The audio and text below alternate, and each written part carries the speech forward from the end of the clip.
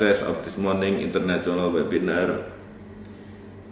We also hope that the participant will be able to join all sessions of the international webinar and actively participate in the discussion. By saying Bismillahirrahmanirrahim, opening an international webinar. Thank you very much. Wassalamualaikum warahmatullahi wabarakatuh. Waalaikumsalam warahmatullahi wabarakatuh. Thank you very much, Professor Joko, for delivering the warm remarks today event. Next, I think before we proceed the next agenda, I would like to invite all of the participants to take a virtual photo session. So please, I would like to invite all of the participants here to opening the camera.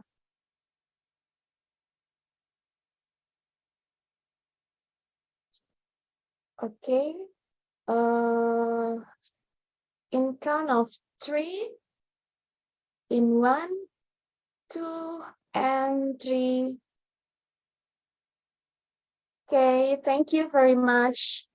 So I think we arrived at our main session today, this plenary session, and this plenary session will be led by Mbak Amalia Choya as a moderator.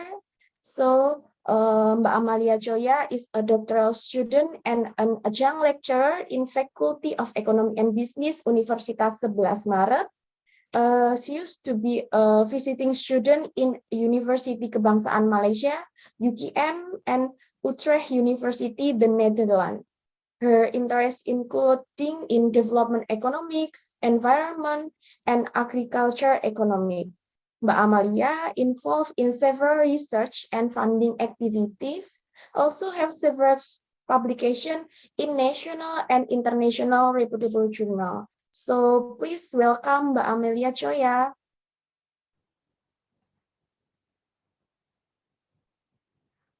Okay, are you ready? Yes, I'm ready. Thank you, Ms. Aya.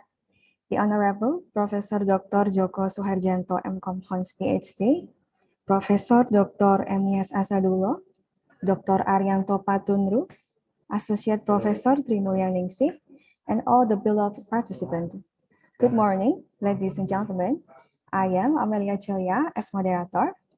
Our topic in today's webinar is the economics of COVID-19 pandemic, current issues and research challenges. Before we go to the presentation, I will explain how to ask the question. To all participants, you can write down your question on the chat room, or you can turn the mic and video on, and please write a question for whom. The discussion will be started after the third speaker delivers the presentation. Ladies and gentlemen, allow me to introduce our first speaker, Professor M. Nias Asadullah from University of Malaya. Good morning, Professor Nias Asadullah.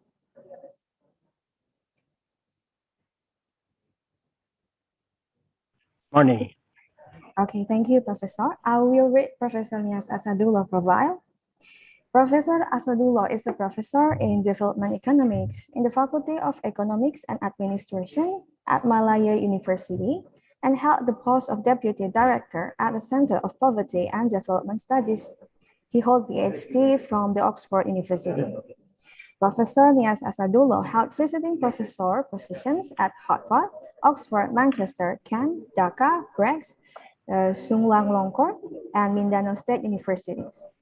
Also a research member of the Center of Effective States and Inclusive Development, ISA Institute of Labor Economics, Southeast Asia lead of the Global Labor Organization and RSA connector for Bangladesh. His research relates to education, labor market, skill formation, poverty, and gender issues with a focus on Southeast Asia. Professor Asadullah has published many policy comments and opinions on educational issues in international media and has also an editor and co-editor in several reputable academic journals. Recently, Professor Asadullah completed a level home trust fellowship from United Kingdom on the rise of Islamic schools in Bangladesh that's sponsored by the World Bank. Ladies and gentlemen, let's restart the session. Please welcome Professor Nias Asadullah. The duration is 30 minutes. The time is yours, Professor.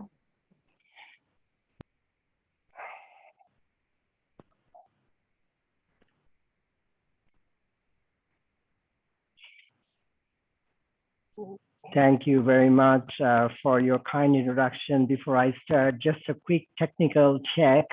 You are able to see my screen and you can hear me clearly? Yes, Professor. Thank you. So thank you again for the kind invitation. I'm very pleased to be able to deliver this lecture to students and academic colleagues from Indonesia, and that too on such an important topic. Current issues related to economics of COVID-19 and the research challenges that we face as students and academics. So let me start with the broader motivation for this talk. As we speak, 4 million people have already died because of the pandemic. This reminds us of the 14th century pandemic, which killed 25 million people in Europe alone. But there is one big difference between what happened 6 centuries ago and what is happening today.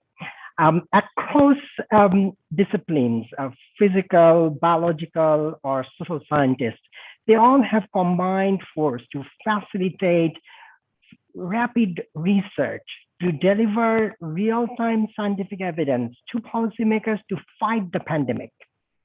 This is unprecedented. The pandemic has been converted into an opportunity to learn about society, as well as to understand how humans cope with crisis and make choices when facing multiple disruptions in health sector, education, and economy.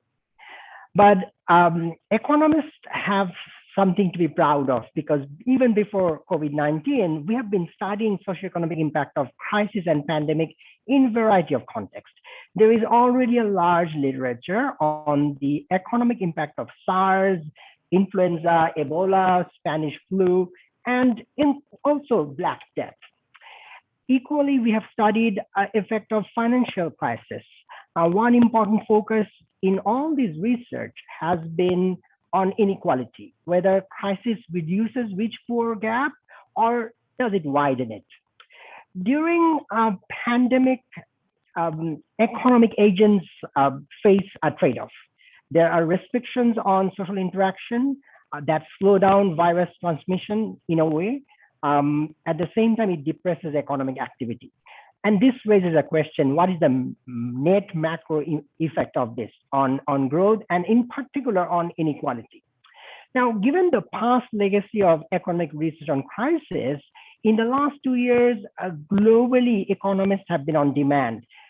They have played a very important role, promptly building up the scientific literature to guide policy, to design better systems of resilience, to build back better and recover from the crisis. And it is this unique development in our scholarship that motivates my lecture today. So what I will do to begin with is to give an overview of how we have achieved, in terms of scholarship within the field of economics, in terms of developing the literature on the economics of COVID-19.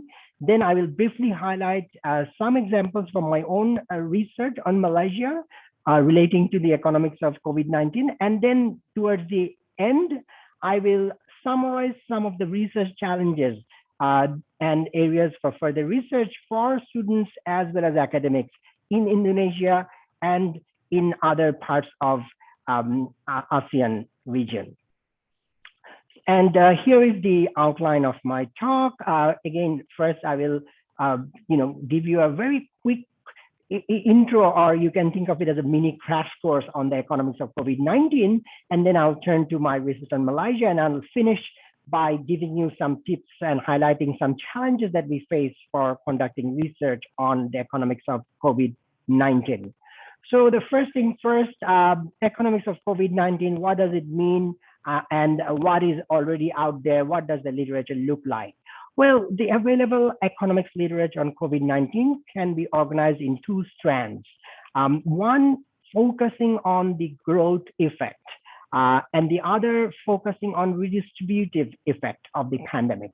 In each strand, studies differ depending on what indicator is being looked into and what is the underlying population of research. Is it households, firms, or family or children? In terms of indicators, some researchers look into wage effects and others look into financial factors, right? And of course, there are huge differences among economists in terms of choice of methods of estimation, variety of regression techniques, big data analytics, machine learning techniques, as well as research design, meaning whether it is behavioral or observational design or causal studies. So again, these differences are not new. So you might be thinking, what is new to economics because of the pandemic? For me, one big shift in economic research caused by the pandemic is the introduction of the norm of rapid response research. This refers to vetted and real-time research studies. They are quite wide-ranging in nature. We already have a lot of them out there. They are covering macro and micro issues. They also include theoretical work, conceptual work. They sometimes taking the form of rapid systematic review of the evidence base in real time as they emerge, even before they end up in a journal.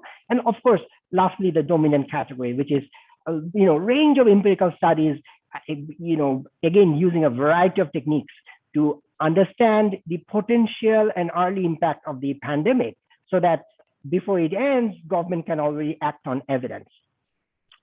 Now, now that we are completing 2 years since the outbreak of the pandemic, in China in January 2020, we already have seen quite a bit of accumulation of economic research.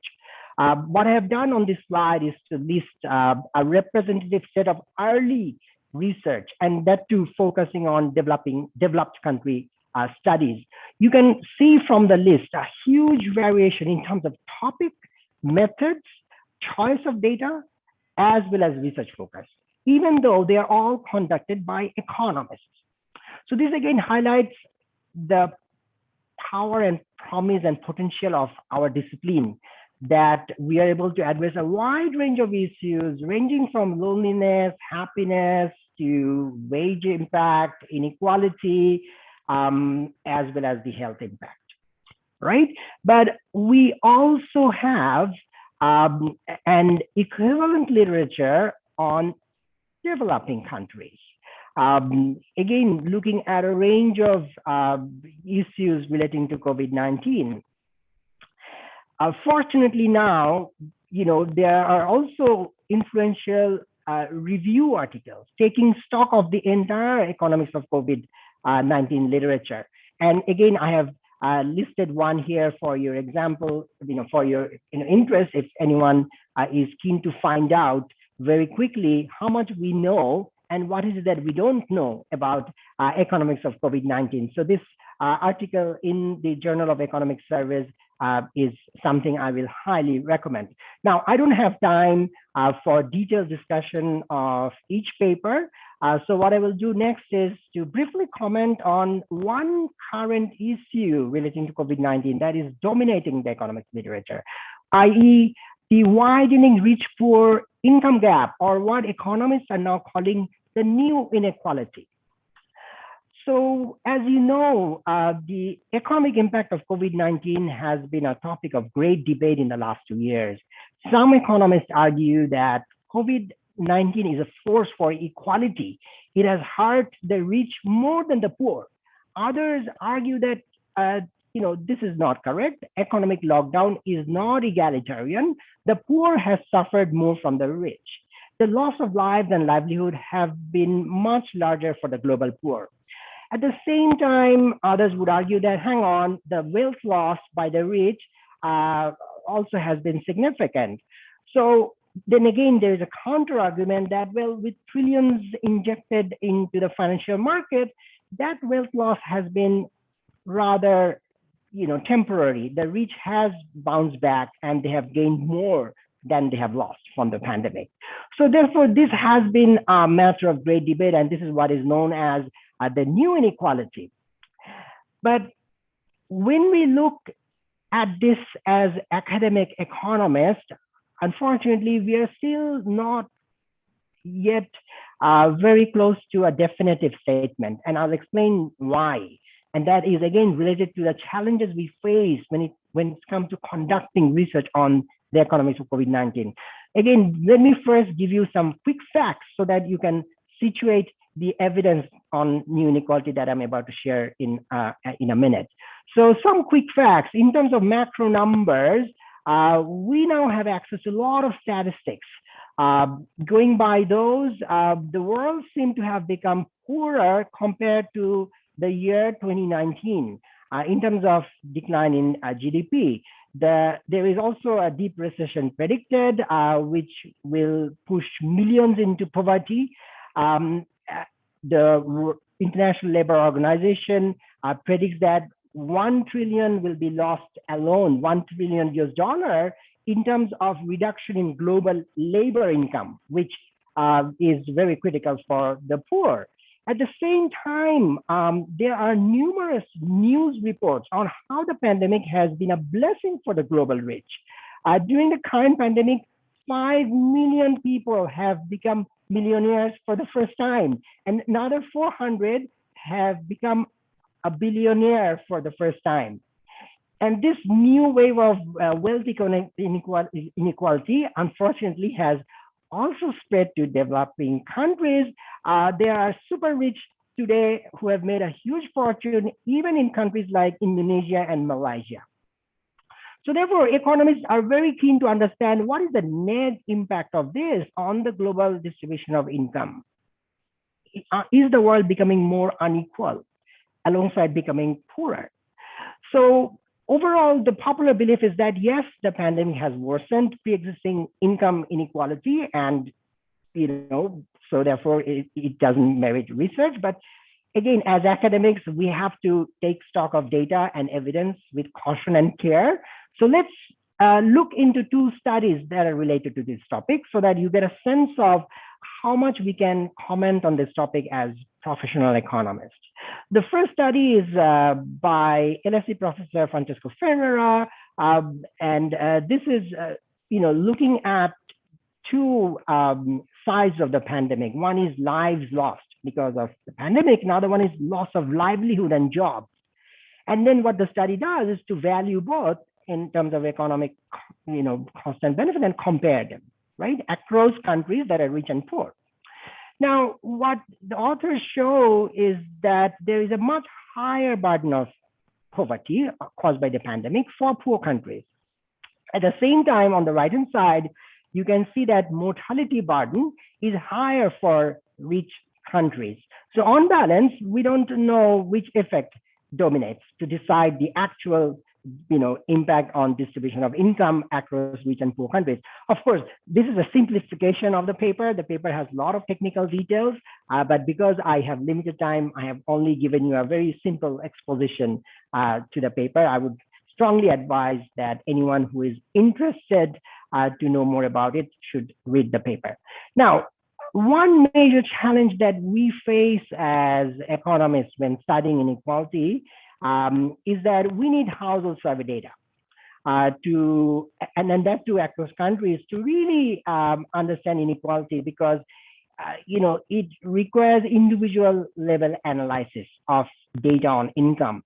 But because of the pandemic, such surveys could not be conducted. So therefore, the most prominent study on inequality that is related to this one, which I'm about to show now, could only use data on GDP per capita. Now, that is aggregated data on income, not individual level, right? So that's a very important caveat I want you to keep in mind.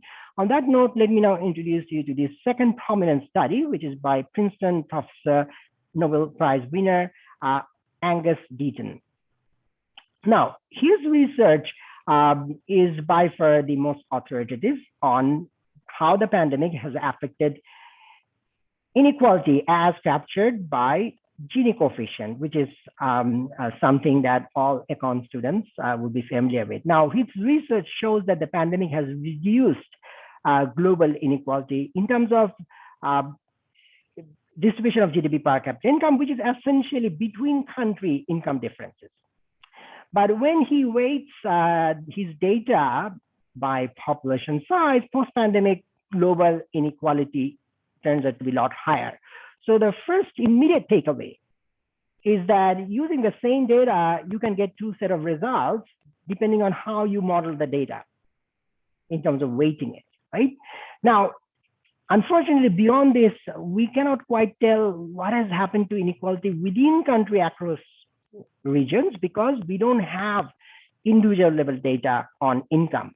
So therefore, unfortunately, beyond this study, we don't have a global assessment in terms of within country inequality, and we don't therefore for sure know whether the pandemic is worsening inequality, rising, increasing it everywhere, particularly in the distribution of personal income. And which is why I also call this a great debate. So what I will now do is to sort of, now that I've given you a quick crash course on the international literature on economics of COVID-19, what I will now do is to sort of turn to my own research on COVID-19 in Malaysia. But before I do that, let me again, highlight the main takeaway from this discussion, which is that as we talk about evidence on COVID-19, we must keep in mind that what we see in the evidence is rather a reflection of what is it that we are able to study, what is it that we are able to measure, and how, instead of the evidence reflecting the true impact of the pandemic. So we are only, ending the second year of the pandemic. We need better data. We need to actually revisit some of the evidence that we have as more granular data becomes available. So therefore, we have to remain skeptical while we embrace evidence and while we try to conduct research in real time during the pandemic as it unfolds. So on that note now, let me turn to my research on Malaysia. Now, as before, I want to start with some quick comments on the context. As economists, I always emphasize this to my students that before you conduct research, please take into account the study context, understand it better, don't rush to data and methods. So therefore, I will first remind you some of the pre-existing trends that existed in Malaysia for topics of interest to me, because that have implications for how you will model the impact of COVID-19. Meaning, if we are talking about inequality, we need to know how the country was vulnerable to inequality before the pandemic. What were the pre-existing trends, and how, so that they have changed when you look at them using post-pandemic data. So some quick background facts. Like any other government, Malaysian government also promptly launched a national COVID immunization plan. Despite this, over 15,000 died because of the infection.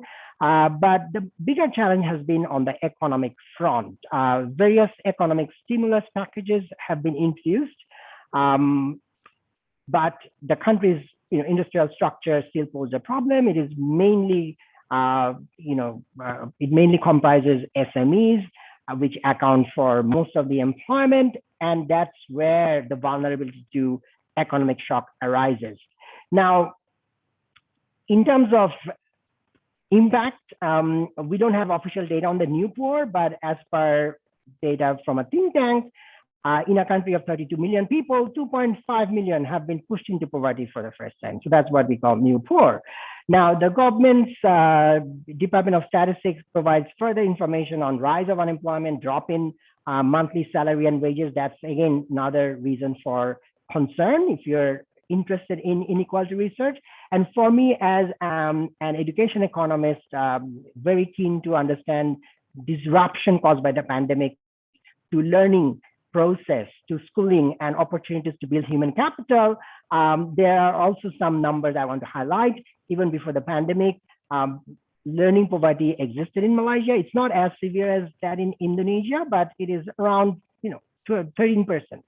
And again, there is a study by Asian Development Bank which shows that the estimated potential learning loss in Malaysia is highest across all developing Asian countries. So that is the context, right? So in this context now, when you face disruption to your education system, to the economy, what happens?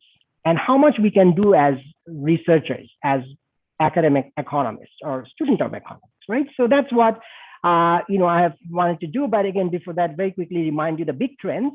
Again, the issue of measurement and data. So what you see on the left-hand side are the inequality trends as per government data. And you can see that over time, inequality based on Gini income index has been declining, but between 2016 and 19, it started to rise. So therefore, even before the pandemic, Malaysia saw a slight rise in income inequality.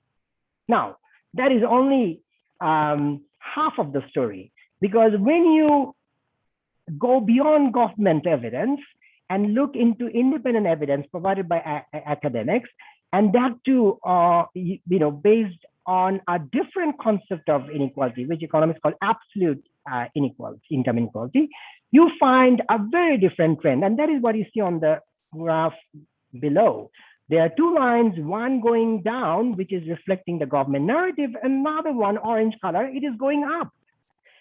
And so what it means is that regardless of whether the relative income inequality was going up or down as per government data, there is no debate that absolute income inequality was very high in Malaysia and was getting worse even before the pandemic.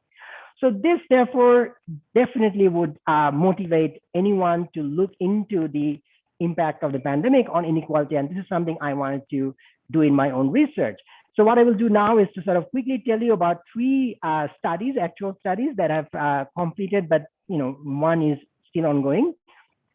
So this will kind of give you some sense of the challenges we face, how much we can do during pandemic when everyone is in a lockdown, unable to go to the field, interview respondents, visit the study site. How much is really possible?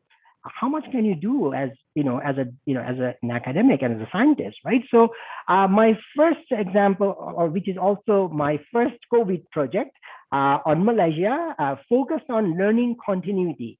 The motivation is again coming from the fact that even before the pandemic, Malaysia had to deal with learning poverty. Since Malaysia, in Malaysia, we don't have access to government data. And during the lockdown, face-to-face interviews were not allowed.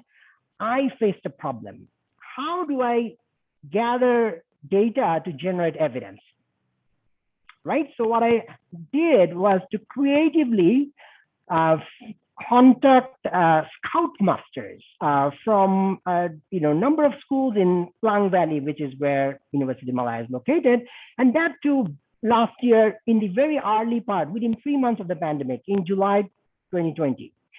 And then what we did is to request them to send online questionnaire link to their students because all schools have scout teachers, and scout teachers are pro-social. They are programmed to help people, right? Volunteer. So they have responded very promptly, and with their help, it was possible to reach out to learners, even though they were not at school, they were sitting at home, right? So the main questions that then I studied using that data set are as follows. The first is, who continues in learning activity when school remains closed, right? So we are talking about studying at home while school remains closed so that you don't lose human capital during the school closure, right? But it's not straightforward because when you're at home, you might be playing games, you might be sleeping, and therefore this is what we want to understand, that what the pandemic is doing to school children's time use pattern, right? The second thing we want to do is to understand how best to, predict learning continuity. What method works best? As economists, we use econometric models, but then computer scientists have proposed machine learning models. So that's what we do in this paper, that we say, okay, who wins the race Is it econometrics or is it machine learning methods? So that is the key innovation of the paper in terms of methodology, but there is another conceptual innovation, which is that we also took into account the fact that, during the pandemic, as you can see from the two graphs on the right-hand side, there are scores of mental health, feeling of happiness and sadness. As you can see that comparing pre and post-pandemic score, feeling of happiness was on the decline with school closure and feeling of sadness was on the rise.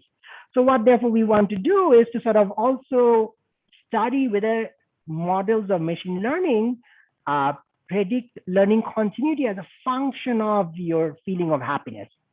If you are struggling to think about it, think as follows. If you're not feeling happy, you will not feel like studying. On the other hand, if you're in a happy mode, then you might be spending more time in learning. So that's what we do. And again, what I've done in the blue colored graph with two bars is to indicate to you what proportion of children are experiencing learning continuity, meaning they are spending more time at home studying compared to pre-school closure. And what we find is that 65% children, for them, there is an increase in learning time. But then we want to understand, so how do we then predict or identify those for whom there is no increase in learning time, right? So, and that is what we call learning continuity, meaning that spending more time at home in learning since school is closed. And then we build machine learning model and, econometric models to predict learning continuity. And then based on the results, we develop a conceptual model of learning continuity where we show conceptually how mental states of the child or the learner or feelings of happiness can matter. So therefore, as we plan to build remedial measures to bring back children to school, whether and how we can leverage their mental state to make sure that they experience full recovery in the education sector. So that is this quick summary of my first study. The second one is related. So remember that the first study, I went to collect data within 3 months of the pandemic. Now this one is a year after the pandemic, in January this year. And again, what I've done here is to present before you the timeline of the pandemic with all key education policy measures, and you can see how schools opened and reopened. And what one term you find here is PDPR. This is what is known as home-based schooling initiative of the government of Malaysia. And this paper is really trying to understand whether PDPR worked. Okay, so and in Malaysia, Indonesia, I understand you have a similar program in place. Now, this is a much more ambitious study because it has a bigger data set that I managed to collect, but at the same time, it has multiple components. The research is ongoing and it has econometric analysis as well as descriptive analysis. The example I have here is what in economics we call descriptive research. So the focus is not hypothesis testing, rather it's characterizing the population, really describing correlation and association, right?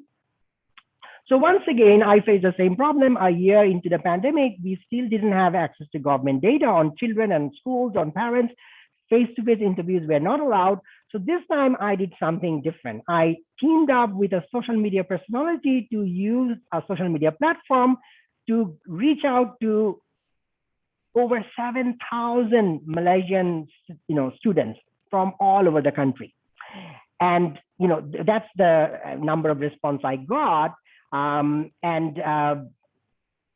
I used the data set, which was, by the way, based on an instrument that I designed to gather student experience throughout the entire period of first year of the pandemic using retrospective design. So meaning that even though it was a cross-sectional survey, at a point in time, by requesting students to recall their experience, I was able to construct some temporal measures of how their behavior has changed, how the pandemic has disrupted their learning, and so on.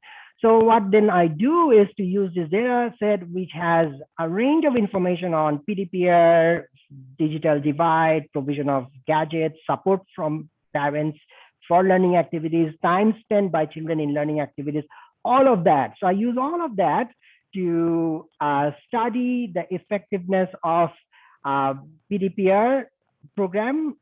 And then this is kind of an early assessment of the program. And of course, as I've said, this is a much ambitious study, which has also other components, which I'm not going to comment on now, but just for your information, one component is the rise of shadow education market. Among the wealthiest, the use of private tutoring using online platforms. That is another source of within education inequality during the pandemic that we don't still talk much about. But as economists, we are also interested not just in inequality in the economy, but also in the education sector. After all, what happens in education gives you human capital for your future labor market participation. So they are connected. So on that note, let me stop with my second study and move to the last example, which is about wealth inequality. Now, this is very challenging. Why? Because as I mentioned, even for senior economics colleagues, Nobel Prize winners, studying inequality in the distribution of income during COVID time is hugely challenging because we need comparable individual level income data, and this doesn't exist. So therefore, when I was reflecting on Malaysia's pre-existing inequality trends, and as I was reading in the press about how the billionaires and millionaires have profited from the pandemic, I felt that I had to do something. This is kind of my responsibility to the society to provide some early assessment of what the pandemic is doing to the income distribution. Is it making the society unjust? But then I also face the challenge as a professional economist that I face constraints, the standards expected in my discipline for rigorous research. So therefore, the only thing I could do for this topic is to offer descriptive research. And that's what this particular study is about. So it is once again not directly measuring inequality in Malaysia during pandemic time. Rather, it is looking at some section of the wealthiest and a particular part of their wealth portfolio and changes therein to make sense of the broader actual pattern relating to inequality in the economy. All right, so that's the purpose. So it's a descriptive study. Now, to make it possible, however, I had to be creative. I still needed data. So what I did was to find a way to access individual level data on wealth portfolio of some of the wealthiest people in the country. I managed to get hold of over 10,000 people on, who are quite wealthy.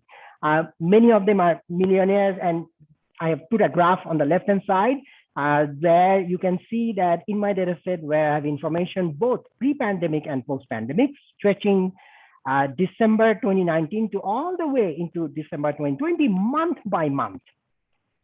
I have information on how their mutual fund size has grown, and based on that, I have even figured out purely based on mutual fund size, how many have become millionaires, meaning that they have over 1 million ringgit. And that's what you see on the left-hand side, that I have presented figures both for pre-pandemic and post-pandemic, and this is based on micro data, on real people, individual level data. But because it is still just coming from one mutual fund, I cannot, based on this evidence, definitely say that, well, this represents Malaysia, but movement in a very prominent mutual fund where everyone is on average wealthy, but the trend that the wealthiest is getting wealthier is suggestive that, at the national level, we might be seeing this trend. Now, then what I do is also to look at mutual fund, which is set up by the government to benefit the Bhumiputra population, which is on average poorer. But what I find is that even in that specialized mutual fund, 0.27% of the members account for 12% of the entire fund size. And on the other hand, the majority have shareholding of only less than 5,000 ringgit, and that is 76%, and their combined share of the wealth fund is only 2%. So therefore, even when I look at the wealth fund set up for the poor, I see huge concentration of wealth, and it only got worse during the pandemic. And then what I do is to sort of look at other indicators of macro nature to make sense of this micro evidence on wealth fund inequality. And what I find is that in case of Malaysia, while the local stock market has performed badly, the global stock market has performed much better. And the graph that you see on the left-hand side, which is based on a private mutual fund data set, they largely operate in the global financial market. So therefore, what it highlights is the fact that during the pandemic, the rich could still profit at a time when the local economy was suffering by having the privilege to tap into the global financial market. And again, you can see the overall pattern within South Asia, including Indonesia, that the local stock market was on the decline even before the pandemic. So therefore, the poor could at best invest in the local stock market, but then it was not going to give them any benefit because the economy was down and stock market locally was underperforming. But it was a very different story for the global stock market, which benefited from the rise in tech stocks and so on. And that is what happened during the pandemic, that financial globalization provided a window opportunity for the rich to get richer. So again, this research is in descriptive spirit. It is meant to highlight these big trends, which are indicative of what may happen to actual income distribution. But in the absence of data, as an economist, this is the best I could do for Malaysia. So therefore, this is an example for students as well, that when you face data constraints, don't force yourself to write papers where you have to test hypotheses. Sometimes providing meaningful descriptive research that can motivate a formal test of a hypothesis as and when proper data becomes available is a good start. So now I have come to the last part of my presentation. Before I conclude, let me share some very quick highlights of the big changes in the way scientists have done policy research during the pandemic and how that has impacted economics. Now, for me, the most significant impact on scientific conduct is the introduction of rapid response research. If we go back to March last year, many will remember the policy flip-flop in the United Kingdom over the decision on social distancing.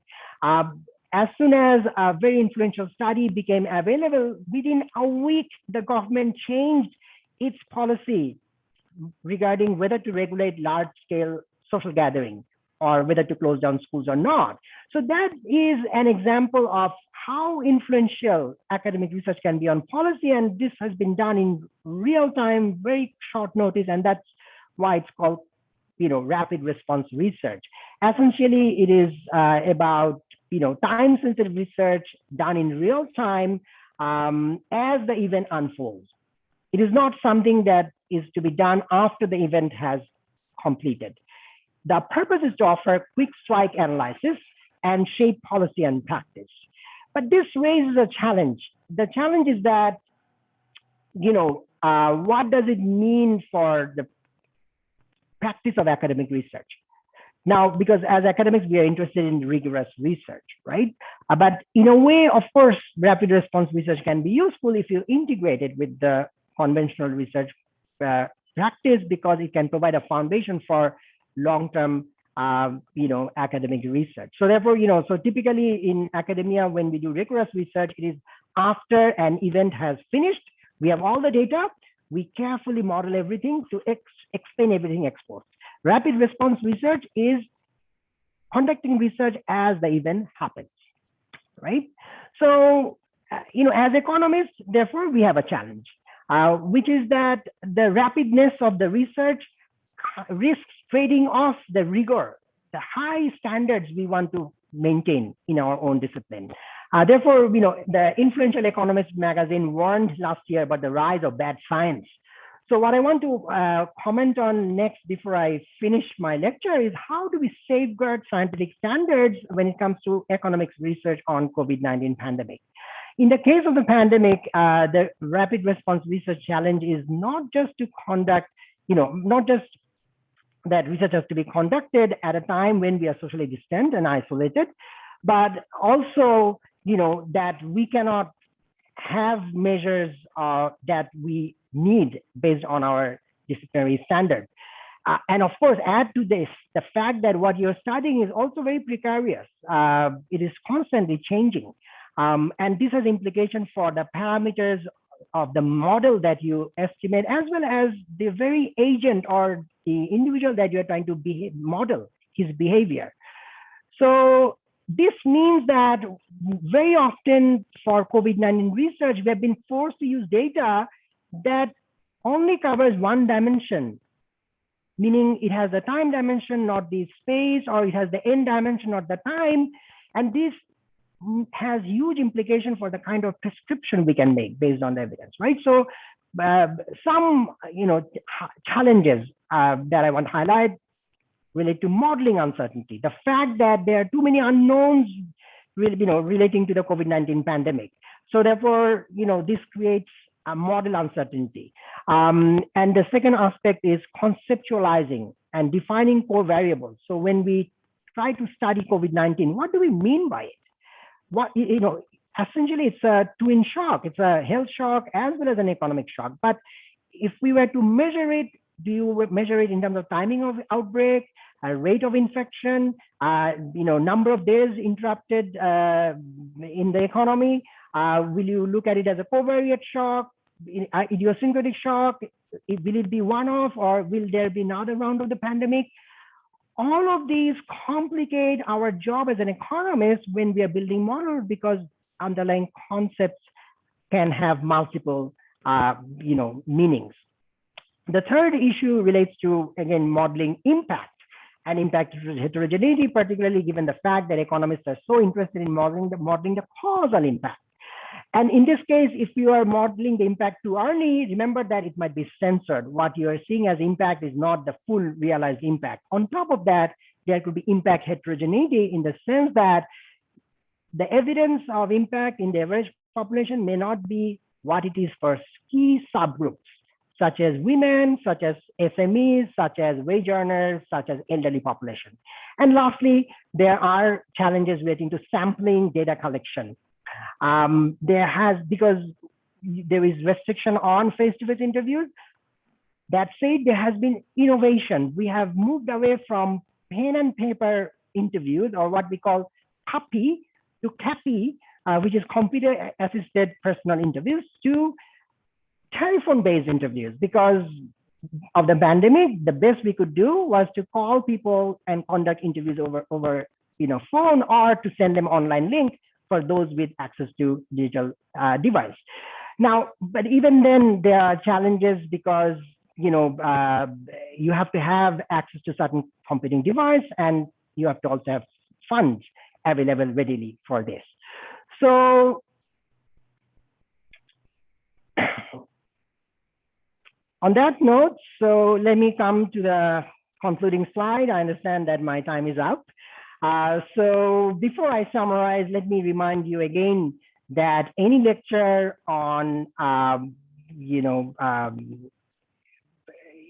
economics research on COVID-19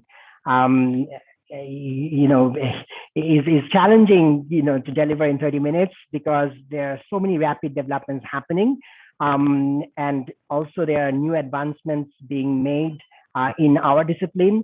So therefore, this is the best I could do in 30 minutes. But on that note, what are the main takeaways? The main takeaways is that, yes, we are confronted with new issues because of the pandemic. At the same time, we have the legacy of conducting research on some of these issues in different contexts. As economists, therefore, our demand has increased during COVID time to provide scientific evidence on issues such as rising inequality, rise in poverty, loss of human capital, and the pattern of recovery of the economy, whether it will be V-shaped or L-shaped. And there is also a moral dimension to it. for delivering evidence as economists, because the world, on the other hand, on one hand, has become poorer by 2021, and yet it has benefited others at the very extreme end of the wealth distribution. So we are saddled with new inequality. And this therefore raises demand for building back a fairer society using progressive public policy. This is exactly where economists are so useful, and we have big contributions to make. At the same time, as I've highlighted, we face challenges for conducting research on COVID-19. Challenges relating to lack of data availability in some countries like Malaysia, where government even does not give citizens access, even bona fide academic access to data to provide meaningful, reliable, evidence based on that. And there are also practical challenges I've highlighted in my talk, such as difficulty to collect data, conduct fieldwork, given standard operating procedure, social distancing requirements. So therefore, this calls for innovation, and I've highlighted some of those innovations: the use of telephone-aided interview, use of social media, the new norm of research in the form of rapid response, and of course, there are also other developments that I have not commented on, such as technology-driven interventions to induce behavioral change, and then study them scientifically using the design of randomized controlled trial. Now, those are other issues that I have not commented on, but I hope nonetheless in this 30 minutes, you could still get a broad-based picture of what the current state of the economics of education, COVID-19 literature looks like. On that note, again, thanks to the organizers for having me. Thank you. Thank you for the insightful presentation, Professor Nias Asadullah. From this material, it broadens our sight about issues that have emerged in the economic field during the COVID-19 pandemic, such as poverty, unemployment, and inequality, which is very surprisingly that not only has COVID-19 affected in and increased the number of poor people, but also increased in the number of new millionaire and billionaire. Furthermore, in the field of education, during pandemic, of course, there are various restrictions that have resulted in the education sector being greatly impacted, resulting in the emergence of online school innovation. This research predicting learning continuity during COVID-19. This shows that students' happiness in learning activities affects the length of time of they spend studying. Last but not least, study about rapid response research and challenges, which is very useful in a policy making during the COVID pandemic that requires quick and precise policies. Once again, thank you, Professor Nias Asadullah. Ladies and gentlemen, let's continue to the next session. Allow me to introduce our second speaker, Dr. Arianto Patunru from Australian National University. Good afternoon, Dr. Arianto Patunru. I will read Dr. Arianto Patunru profile. Dr. Arianto Patunru is a fellow Arne Cordon Department of Economics, Australian National University, and also a supervisor in the Center for Indonesian Policy Studies. He has previously the head of the Institute of Economics and Social Research while teaching in the Department of Economic and Business, Universitas Indonesia. He holds the PhD from University of Illinois at Urbana-Champaign. His publication includes papers in American Journal and Agricultural Economics, Journal of Development Studies, and Contemporary Economics Policy. He is also an editor of the Bulletin of Indonesian Economic Studies and write commentaries and op-eds in East Asia Forum, New Mandala, Australian Financial Review, as well as in Indonesian media such as Tempo and Kompas. In his engagement activities, Dr. Arianto Patunru coordinates the ANU Indonesia Project Policy Interaction and convenes the Australia-Indonesia High-Level Policy Dialogue that involves Indonesia's Ministry of Finance and Australia's VAT and Treasury. He also co-coordinates the Indonesian Project on COVID-19 in Indonesia initiative. Ladies and gentlemen, let's start the session. Please welcome Dr. Arianto Patunru. The duration is 30 minutes. The time is yours. Thank you so much, Ibu Amelia. Thank you for the kind introduction, and thanks for inviting me to this event. I'll go straight to my slides. I'll try to share the screen.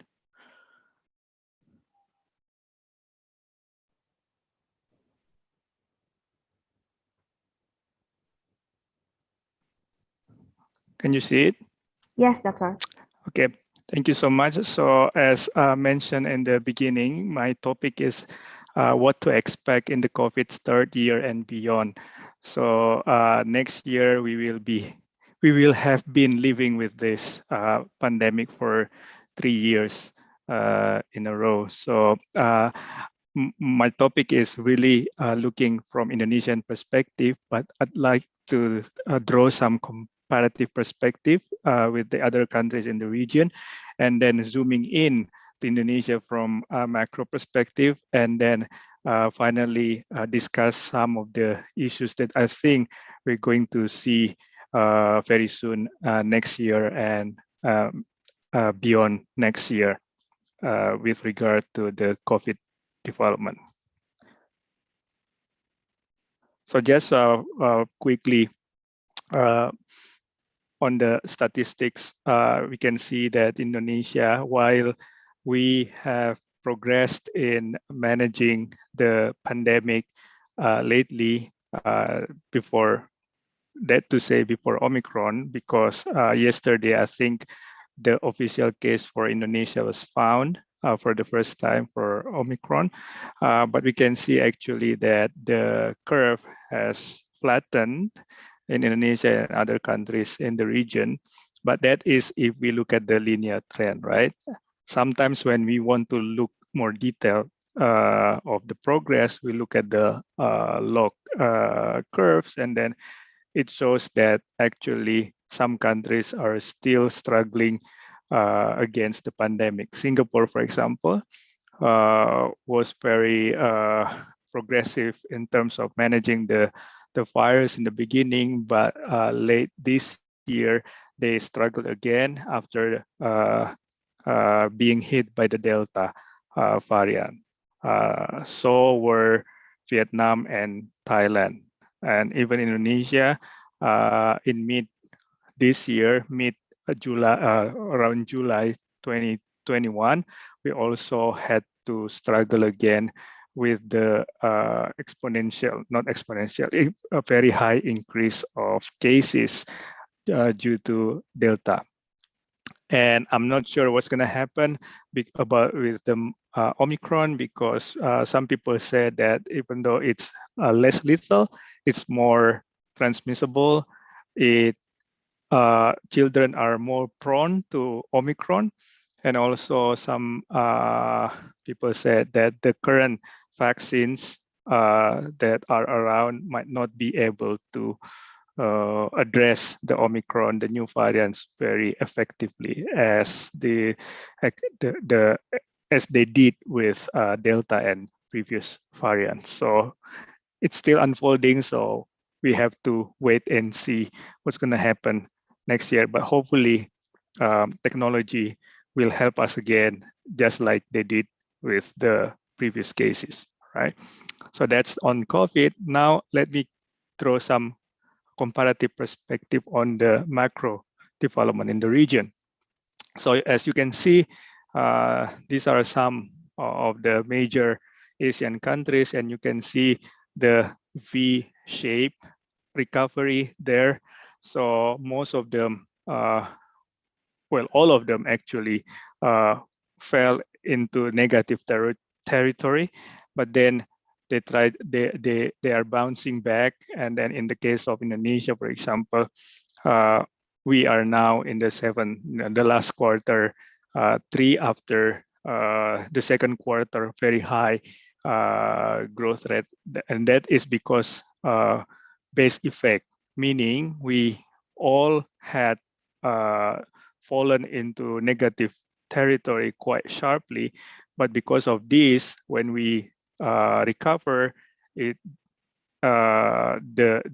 growth rate is necessarily very high before it goes down to the more stable level.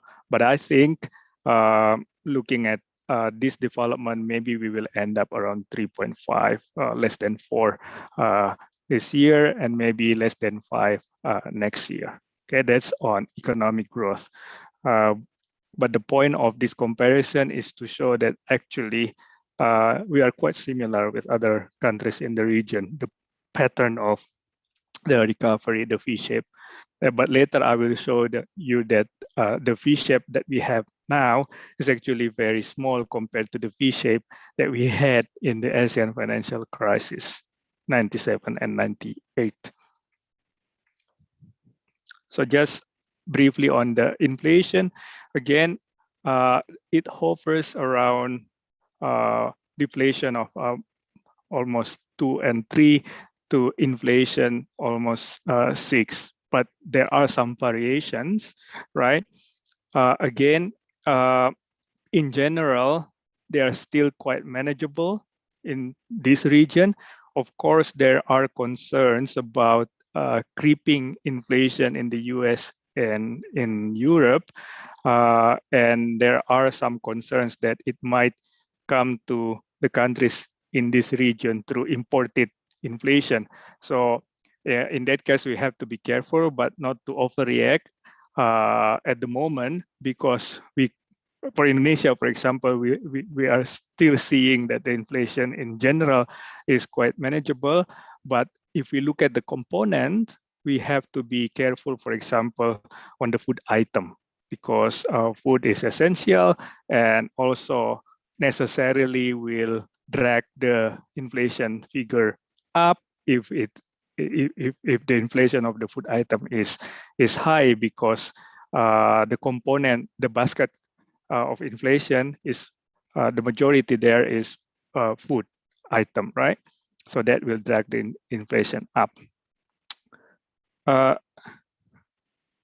then on the interest rate, we can also see that Indonesia and many other countries have room to maneuver, because they're not very close yet to zero, what the economists often call zero lower bound, like Singapore, for example, right? So there are some room to maneuver in case we need to reduce the interest rate, but also because now some people are concerned with inflation. I think Bank Indonesia will be careful when it comes to having to change the policy interest rate when we deal with inflation. Exchange rate, again, as a comparative perspective, there are similarities in the region, but there are I don't see very extreme volatility at the moment. Of course, if we compare with the previous crisis like Asian financial crisis, right? Equity markets, stock market also quite similar. They move up and down, but not extremely.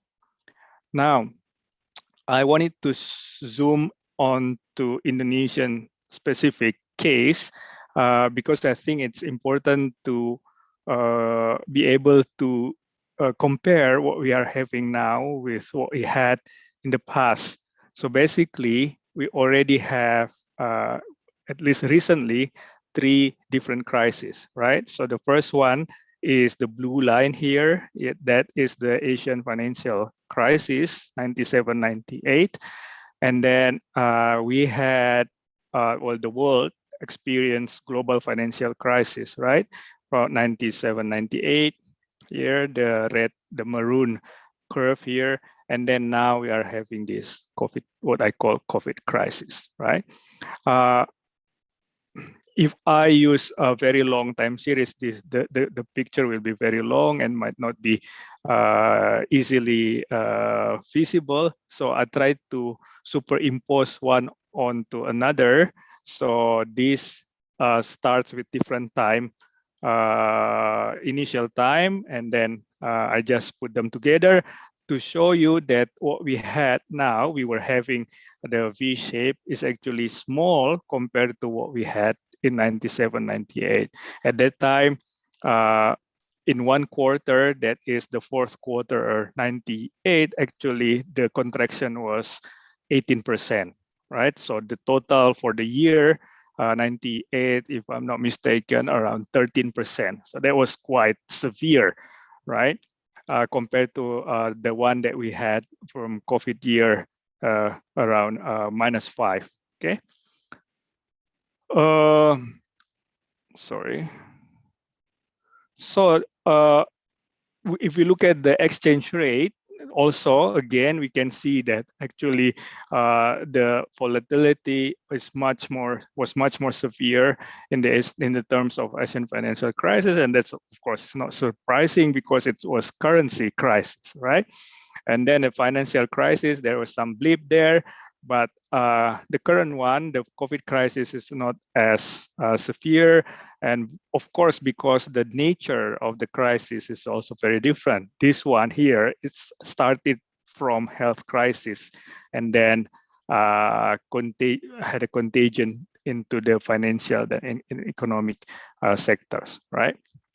But in terms of inflation, I think we can compare the one that we are having now, the COVID crisis, with the global financial crisis.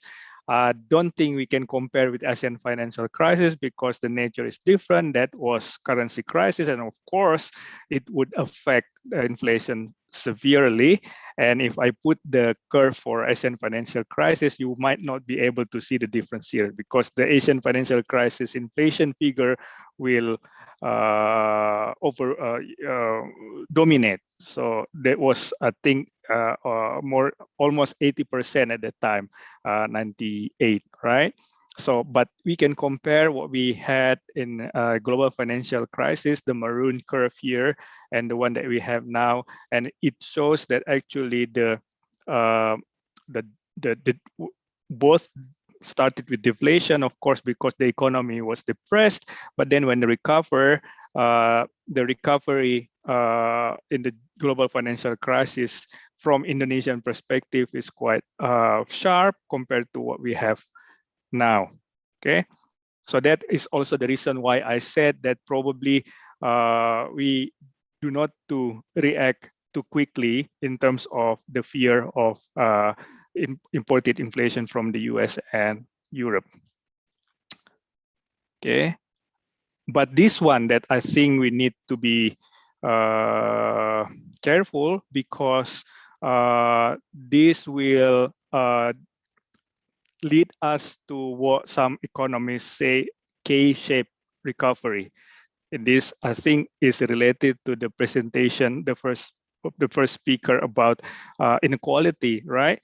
So, as I said in the earlier slides, from macro perspective, it looks like a V, but if we consider the heterogeneity of the household in this case, some people will recover very quickly, and some might not even recover, right, because of the economic situation. So that might lead us to a K-shape where some people are getting rich in the future, but some of them get trapped in the poverty, and that deals with the unemployment. We had successfully reached unemployment rate below 5% in 2006.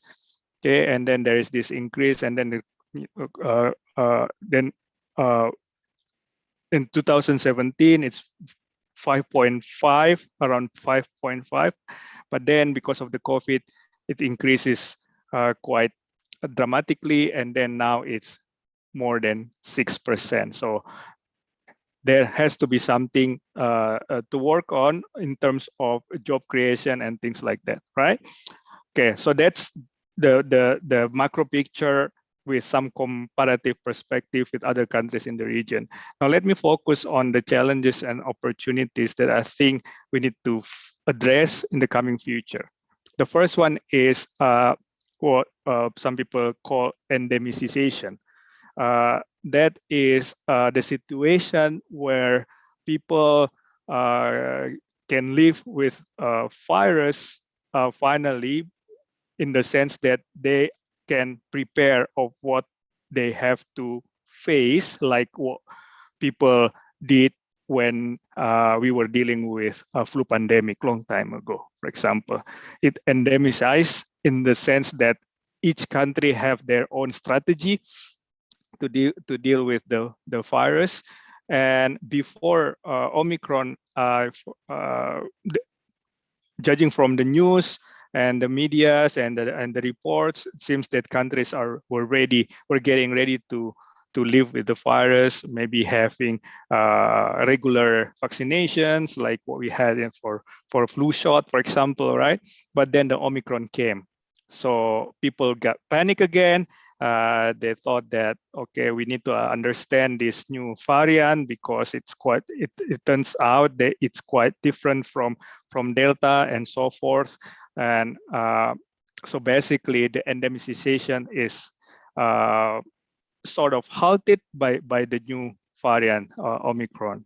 So now we have to start again to prepare, to arrange things, and maybe from the science perspective, they have to come up with maybe even new vaccines that are more effective. Okay. Secondly, the economy itself is recalibrating, right? Not just domestic economy, but also the global economy. And some of these recalibrations include, for example, disruptions in the global value chains or global supply chains. And the lesson so far is that we need to be more resilient instead of more robust.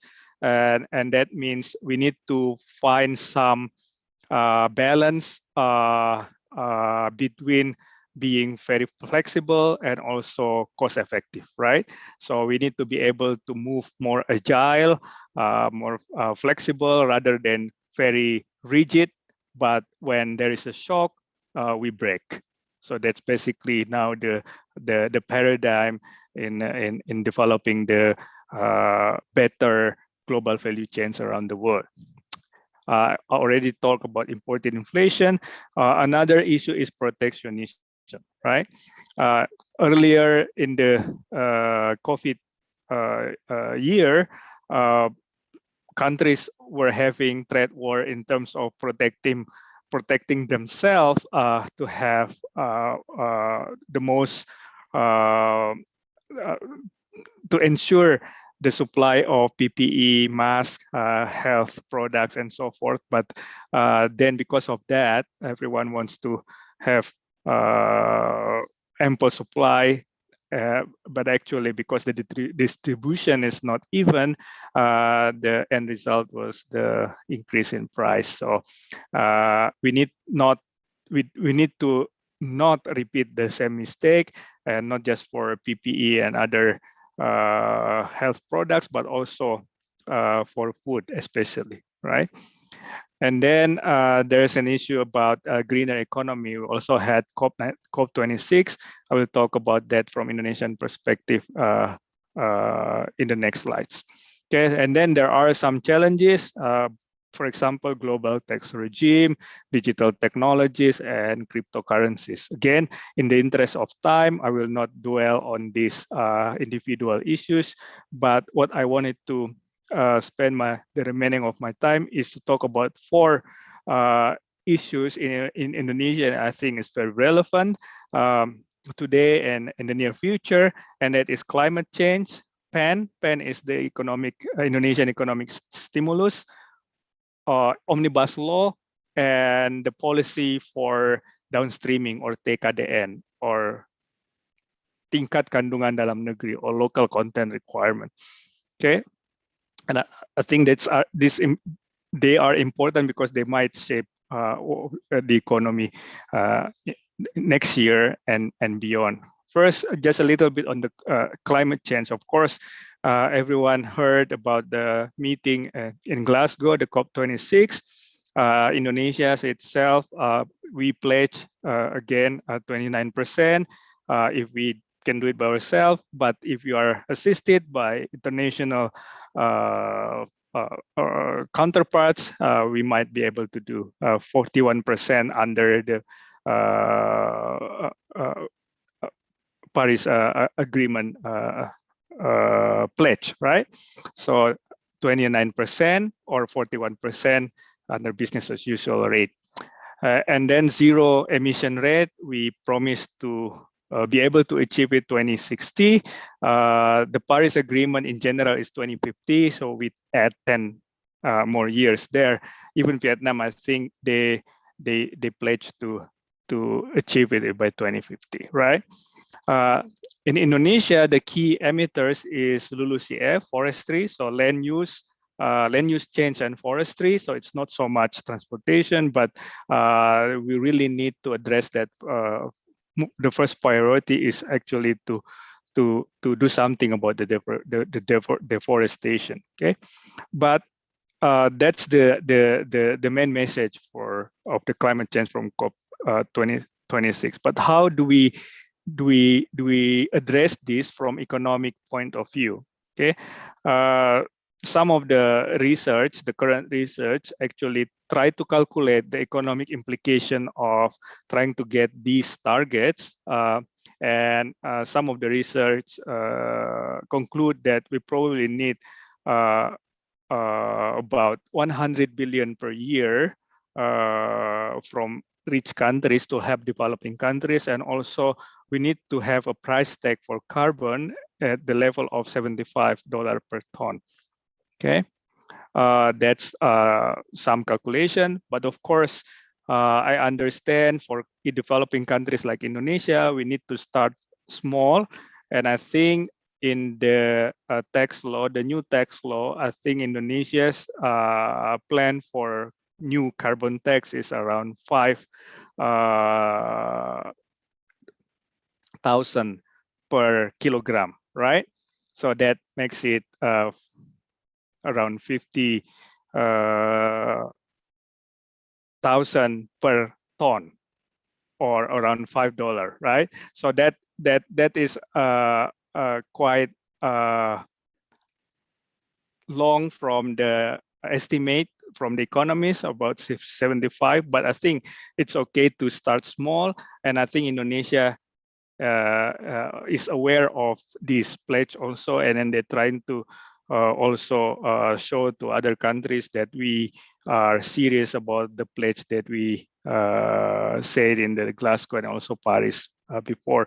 Of course, there needs some adjustment in terms of public policy, and also for from firms or companies' point of view, because carbon tax is regressive, so there we need some kind of compensating mechanism, and I think the Minister of Finance is now working on that at this front as well. Now, the next issue that I wanted to highlight is the Indonesia's pandemic relief, or PAN. Okay, I think now the orientation is more on the supply side, while I think it's better now to shift it more to the demand side, because targeting the household will be more effective in terms of stimulating the economy rather than the business. Why? Because some businesses are very heterogeneous, right? Some of them are very productive, some of them actually are not so productive, and even not productive at all. But if you don't know how to differentiate them, we just send subsidies or assistance across the board, we might risk creating zombie firms, right? Firms that are not productive, but we keep assisting them. But if we send money to the households, even if their business is not going to progress, they will try to find another business, or even creatively invent new line of business. And that's what we want, the creative economy, from creative economy point of view, right? Another issue with the budget is, of course, the budget realization. We understand that the spending is not optimal because the allocation, the actual spending is not very smooth. There are some sisa anggaran or the leftover of budget that that still stay with ministries. Okay, and on the omnibus law, the controversial law. I'm not gonna read this, but the idea is, the law basically is to streamline regulations and rules and policies in order to make investment easier, make it more convenient, and also to consider industrial relations and things like that, right? But if you are interested, you can read some of my publication criticizing the law, because despite the good intention of the law, there are some caveats, right? So, for example, it trims the law on regulations at the highest level, but actually the problem is down below, like in the Perda and in the Peraturan Menteri and so forth. And now I think we are having this controversy again, because it is annulled by Constitutional Court. And then now we are in what we call regulatory limbo, or uncertainty due to flawed process. So this is, I think, probably create some very high level of uncertainty among investors, and the government really need to address this, how to deal with this. Okay. Lastly, about the local content requirements, I think one of the objectives we often heard from the policymakers is to how to downstream the products in Indonesia so that the domestic value added is very high. I just wanted to make a caution about this, because at the same time, the government seems to try to improve Indonesia's integration into the global value chains. What I want to say here is that the GVC integration and TKDN are actually in conflict, right? They will not go together. So if we our objective is to be part of the global value chains, we need to be careful with this type of policy, because it runs counter to the objective of creating or increase the export earning, as well as creating more jobs, right? What we want is, of course, high domestic value added, but from the point of view of total value added, not per unit value added. Meaning, even if one commodity or one product has not very high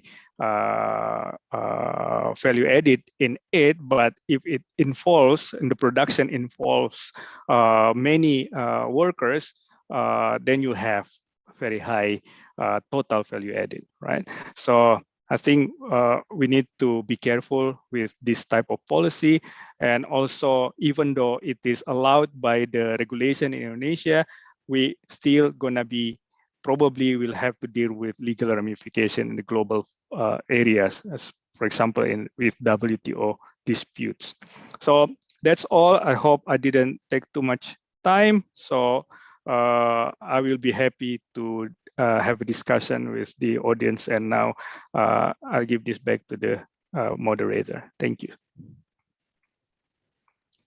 Thank you for the insightful lecture, Dr. Arianto Patunru. This material provides input comparing in the fields of growth, inflation, exchange rate that are actually the same as the other countries related to the recovery process from COVID-19. We must remain careful but not excessive in responding to economic conditions, and of course, securing in the food sector, because food is very important and essential. And Indonesia is seen to be able to carry out maneuvers to restore conditions to normal. This lecture provides input to face the challenges during this pandemic and solve the opportunity that might can do by Indonesia. Thank you, Dr. Arianto Patunru. Ladies and gentlemen, let's we continue to the next session. Allow me to introduce our third speaker, Associate Professor Tri Mulyaningsih, PhD from 11 Maret University. Good morning, Dr. Tri Mulyaningsih. Good morning, Mbak Chaya. How are you? I'm fine, thank you. I will read Dr. Tri Mulyaningsih profile. Dr. Tri Mulyaningsih is a lecturer at the Department of Economics and coordinator doctoral economic study program in Universitas 11 Maret.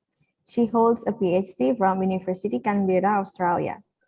Dr. Tri Mulyaningsih research related to financial, labor market, education, and health economics. The current project is multi-level determinants of childhood stunting in Indonesia. Her publication includes several papers in International Journal of Education Development, PLOS ONE, and the Singapore Economics Review. Ladies and gentlemen, let's restart the session. Please welcome Dr. Tri Mulyaningsih. The duration is 30 minutes. The time is yours. Thank you for the moderator for the kind introductions. I would like also to extend my appreciation for the first two speakers, Professor Nias and also Dr. Arianto Patundru.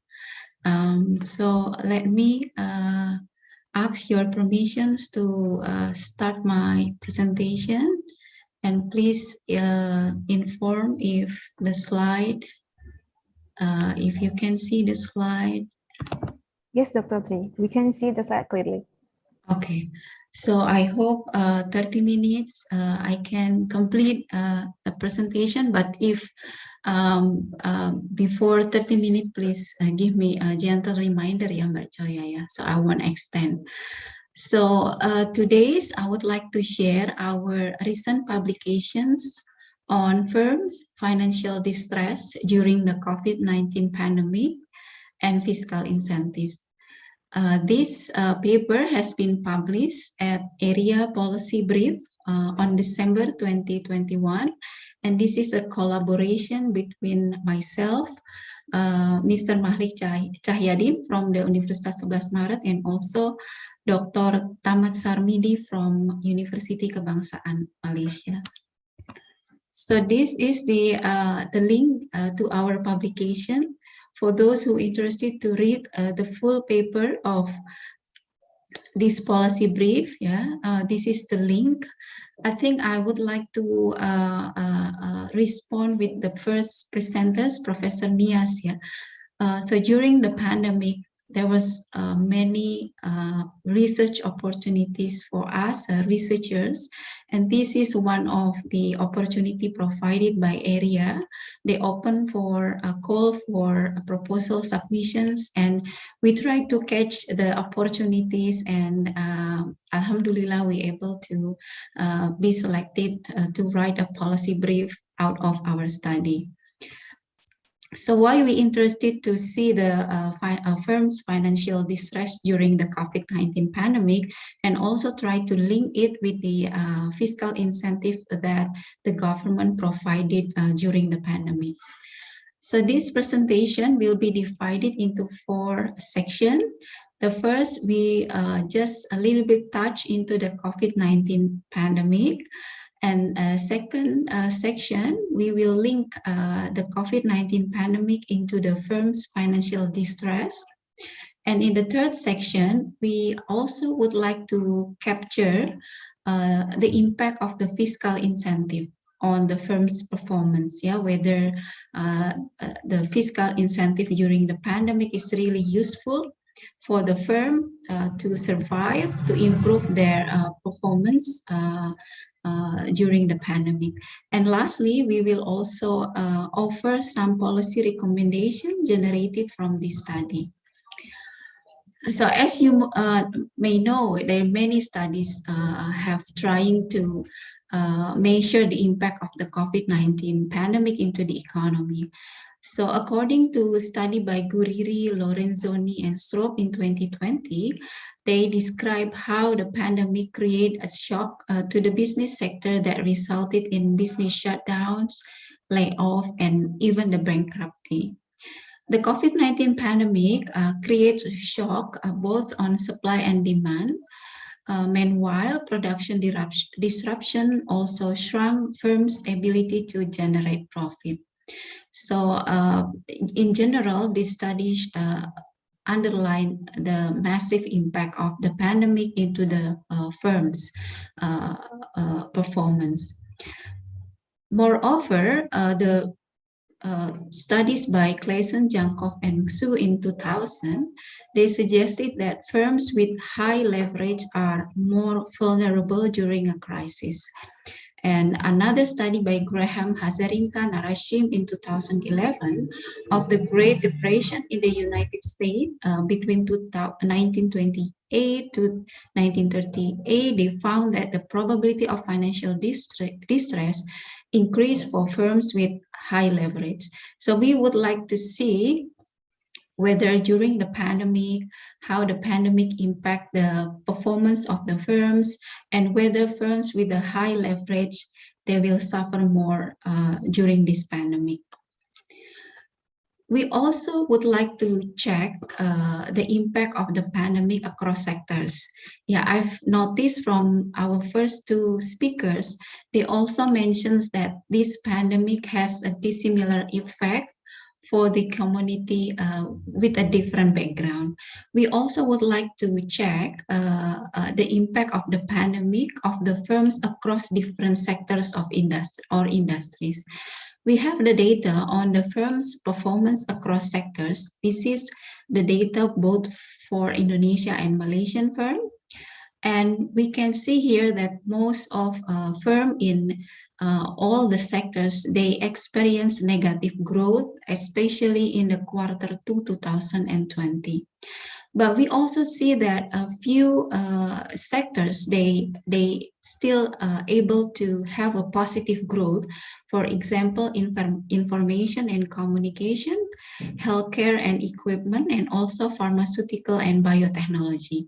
So as you may observe, yeah, in the media or in the data, that some sectors, they get a benefit from this pandemic because there is an increase of demand of their product or services provided by these sectors. However, other sectors, they suffer a lot. The growth, they experience a decline in the growth. For example, the travel industries, accommodation, restaurant, yeah, this is part of the hospitality industries. We also see the decline of growth in the retailer sectors, industrial transportation, constructions, and also manufacturing. Yeah. So in addition to different impact of pandemic across different type of communities, as mentioned by Professor Nias, yeah, in the beginning of this webinar, we also see that the impact of the pandemic is varied across the sectors. So these are the data of the firm's financial distress. We use the very well-known score, the Z-score, to measure the default risk based on the popular bankruptcy prediction model of Altman. So by using this score, we want to see whether the financial distress increased during the pandemic. So the Z-score, the higher the value of Z-score, shows that the risk is lower. So if you see that the value of score is lower, meaning that the bankruptcy risk or the financial distress risk is higher. So if we compare the data using both Indonesia and Malaysian firm, and then comparing across year, we can observe that the Z-score decreased from 2015. The mean is 7.05, and in 2020 the mean is 6.34. So it's clearly show that there is an increase of financial distress among firms both in Indonesia and Malaysia. And we also calculate the Z-score specifically for the financial distress firm, the firms which the score is lower than 4.5. And we also observe that the score declined. So in 2015, for example, it's 2.24, but in 2020, the score declined into 1.58.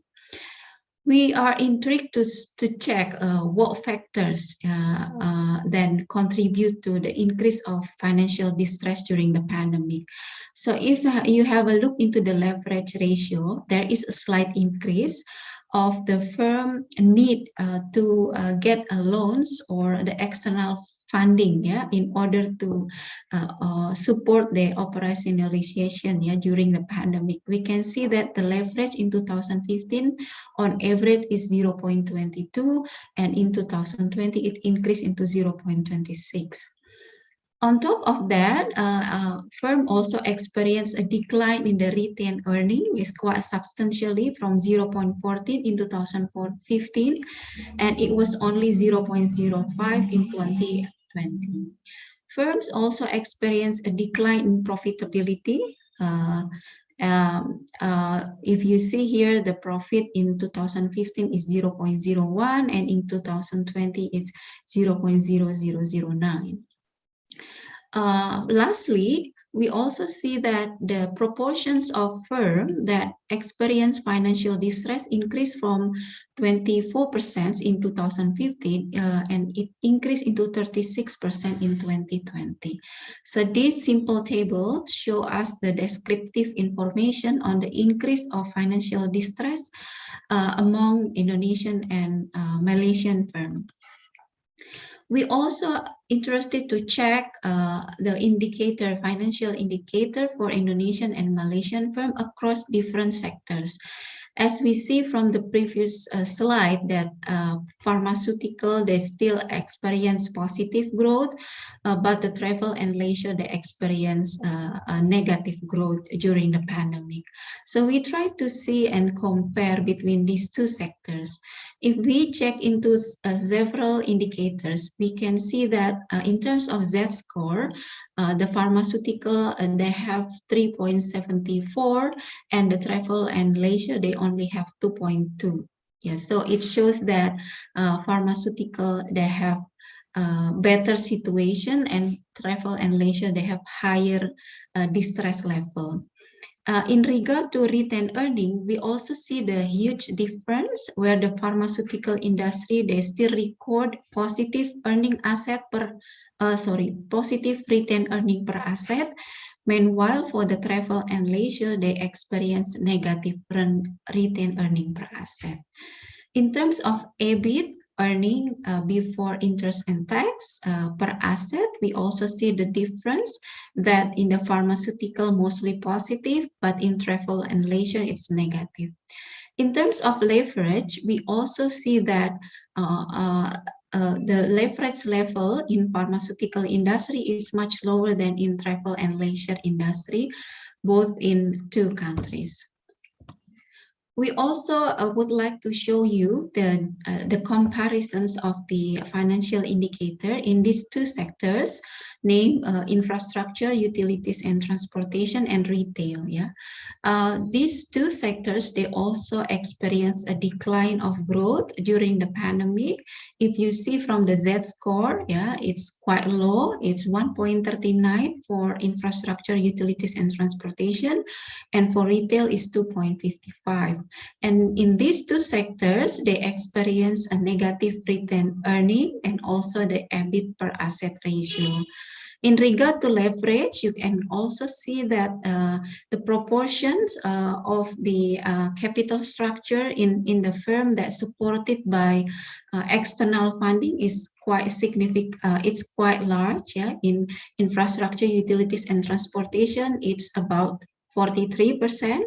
And in retail is about 35%. And we also see the financial distress firm within each sectors.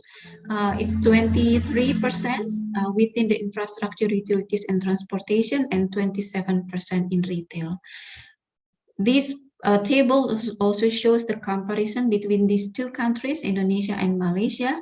And slightly, we can see that in terms of infrastructure, utilities, and transportation, Z-score is higher for Malaysia, but within the retail sector, Indonesian firms still have the higher Z-score. So then we use a simple econometrics exercise. We use a logistic random effect, and the dependent variable is the probability whether the firm will ended up distressed or not. So for those distressed firm, we gave 1, and then for those who are not distressed, we gave 0. So this is a binary outcome, yeah, for the dependent variable. And we found quite consistent finding with the literatures that firm who suffer with low profits and they commit with a high leverage level, and they also experience a liquidity problem. Those factors explain the distress in the industries. We also would like to check whether there is a different across sectors, and we use pharmaceutical industry as a base. And we found one significant result for the retail. So compared to the pharmaceutical industry, the financial distress among firms in the retail sector is higher, both especially in Indonesia. Yeah, in Malaysia, we didn't find a significant result. And we move on to the third sections of our presentation. We would like to measure the role of the fiscal incentive that government around the world try to implement to help the economy. Especially in this case, we focus on the fiscal incentive to the firm sectors. So the fiscal and monetary policies aim to ease the impact of the burden due to the COVID-19 pandemic. And we focus on the tax policies that reduce obligation that consider as automatic stabilizer during the recession. And the tax incentive also provide more cushion for business sectors. So generally, government offer deferral for tax payment or simplify the tax administration to boost cash flow and increase liquidity. So we would like to link between the fiscal incentive and the firm's performance. So how we do it using the limited informations and limited time, yeah, we work on this project in 2020. So we try to compare between Indonesia and Malaysia in regard to the impact of fiscal incentive on the firm performance. So from the studies that we have read, Indonesia is one of the few countries providing large fiscal incentive, both in terms of tax administration and tax policy. This is based on Devrook et al. 2020. In terms of tax administration, Indonesia offer deferral of tax and enhanced tax refund for value-added tax.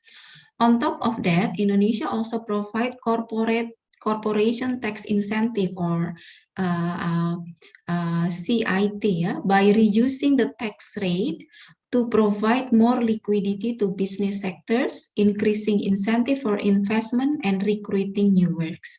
So basically the government cut the CIT rate, yeah, so the firm will be able to survive during a very hard situation. Meanwhile, Malaysia offers fewer tax incentive for business compared to Indonesia, and these are mostly regarding tax administration. Yeah, so Devrook et al. 2020, they try to compare the fiscal incentive across countries in the world, and this is the reference that we use for this article. So specifically, Indonesia lower business rate, the corporate income tax rate and provided waiver. So the rate is reduced from 25% to 22% for the fiscal year 2020 and 2021, and to 20% for fiscal year 2020 onward to protect business liquidity. In addition, for listed companies that buy back their public share, they can reduce the CIT rate by further 3%, so which will be 19% for 2020 and 2021 and 17% for 2022. Yeah, so that's the fiscal incentive information both in Indonesia and Malaysia. And then how we try to compare the impact of fiscal incentive into firm financial performance.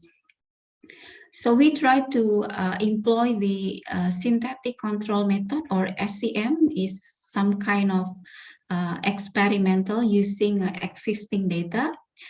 So this method is introduced by Abadi and Gardia Zabal in 2003 and Abadi et al. In 2010. And since then, this method has been used by many economists to try to check the role of the government intervention.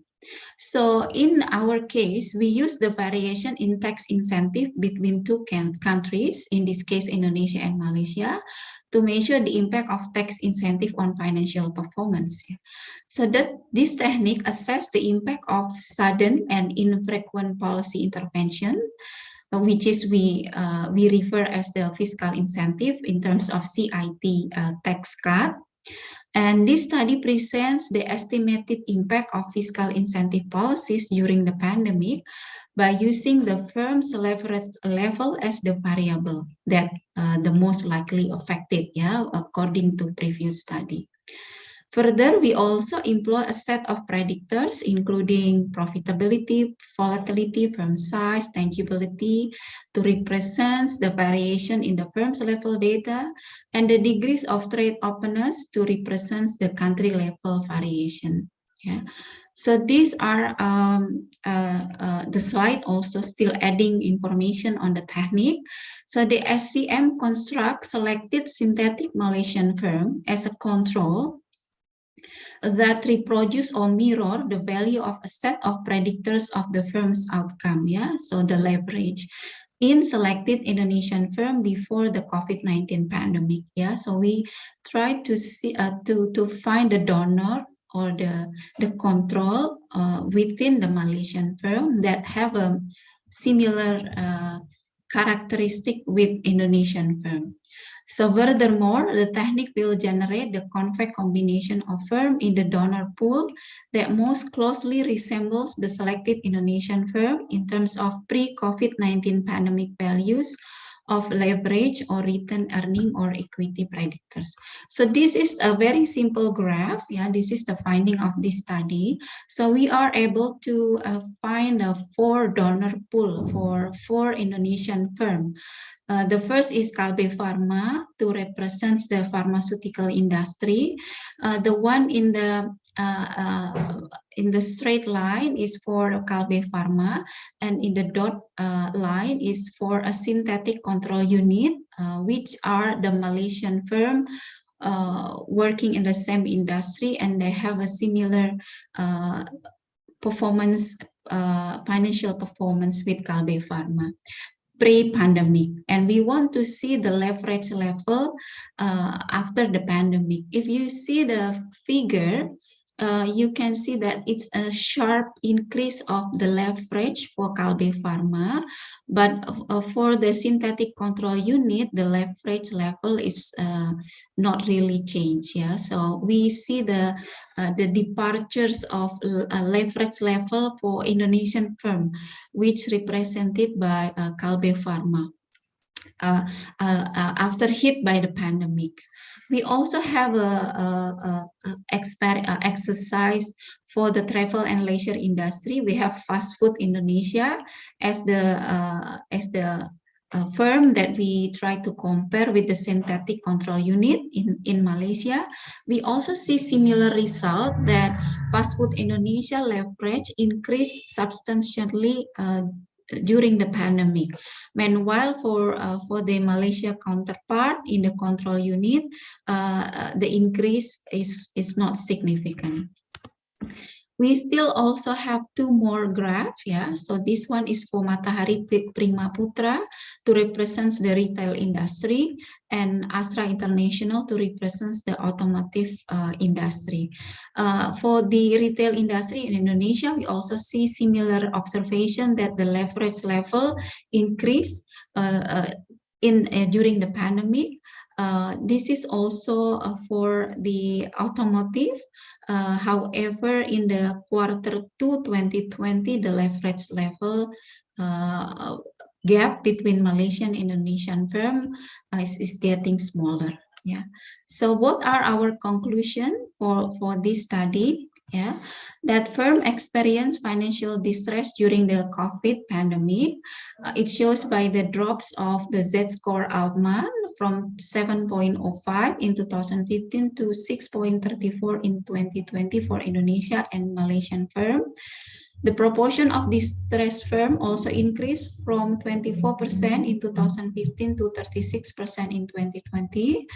And we also see that the financially distressed firms suffer from a lack of liquidity, declining profit, lower retained earning, and high dependency on external funding of debt. The leverage level of financially distressed firm, 0.4, are higher than those of average firm, which only 0.26. We also observe from the data that the impact of COVID-19 varied across firms in three sectors, travel and leisure, infrastructure, utilities, and transportation, and retail are severely affected. And in terms of fiscal discretionary measure to the business sectors in the form of tax administration and tax measure, we think that it have not been able to ease firms' financial burden during the pandemic, as shown by the previous figures that in terms of leverage level for the Indonesian firm, it's still increased during the pandemic. So these two slides trying to offer some policy recommendation. First slide focus on the capital structures, that there is a debt bias regime that it might contribute to increase private sector debt as it favors corporate debt over equity financing. And Indonesia was actually introduced a thin capitalization rule, TCR, in 2016 that applied the restriction of interest deductibility of debt if the debt to equity ratio is more than 4 compare 1. Yeah. This policy is perceived as effective to lower the debt to asset ratio by 5%. However, the rule restriction is still relatively relaxed compared to other countries. Yeah, the other countries, they permit the ratio is 3:1. Yeah. On top of that, we also think that the development of capital market is essential to provide alternative for business sector using equity financing instead of depending on external financing from debt. So the last slide is trying to provide policy recommendation in terms of fiscal incentive. So we see that it might government may consider the policy recommendation different between the short term and long term. In the short term, the tax policy should provide more room for the business sector to manage liquidity and improve profitability. However, in the long terms, the fiscal incentive should able to stimulate demand and supply to assist the business sectors. So in order to stimulate the supply side, the CIT may offer an immediate rebate for losses, so the company is allowed to apply the loss to the previous year's tax return. Yeah. So in terms of tax measures, it may also take the form of allowance for capital expenditure to stimulate investment during the increase of uncertainty. Lastly, fiscal incentive can temporarily stimulate demand by reducing the rate of value-added VAT. Yeah, unfortunately, I think we will see that the government seems like it will increase the VAT probably at the beginning of next year. Yeah. So I will end my presentation here, and I will welcome to feedback and question. Thank you very much. I will return to moderate. Thank you for the insightful lecture, Dr. Tri Mulyaningsih. From financial distress during COVID-19 pandemic showed that the performance of some companies compared between Indonesia and Malaysia companies was experiencing difficulties such as sector related to tourism in travel and leisure, and also the other hand, some companies experienced an increase in demand for products that resulted in profits, such as in health sector or pharmaceutical. This lecture also giving policy recommendation for the government so the companies be able to survive the declining in some business sector. Once again, thank you, Dr. Tri Mulyaningsih. Well, ladies and gentlemen, now we are come to the questions and answer session. There are already some questions in the chat box. I'll read the question. The first question for Professor Nias Asadullah. I'll read the question, Professor Nias. Okay. Okay, the first question from Adinda Fitri. In your material, Professor said that many research concern and focus on today's situation about inequality and so on. So I think I'm interested to write about the COVID-19. So, Professor, what kind of research that's still interesting now? Would you mind to suggest us what kind of research that still can be done to support the literature? Thank you. So this is, so where is this question posted? Is it in the chat window or is it, so just so that I also can see the text?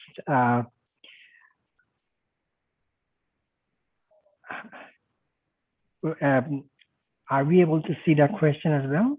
Or is it that only you can see it? Professor also can be read the question in the column chat box on the top line. Okay, so the question is about, let me see. From Adin Fitri. Okay. So oh, I see. Okay, yes, I can see it now. So okay, it's about inequality. So I think what kind of research still interesting. So okay, so the first thing I guess let me turn on my video so that everyone can see me. Right. Okay, there you go. Right. So the so as I've said, when you think of inequality, so as economists, we talk about inequality in the functional distribution of income. So you have wage distribution, you've got wealth distribution, you've got skill, education and skills distribution. So this is one way to look at it. Depending on data and your interest, you can focus on one of these. And again, it is because inequality is multidimensional. And what we see in the market inequality is a reflection of social inequality, right? So meaning that, well, before we enter the market, we have to build our endowments. So in terms of health capital and education capital. So therefore, when you talk about inequality, you can look into outcomes, final outcome, as well as opportunities. So there is a literature on inequality of opportunity, then there is a literature on inequality of outcomes, right?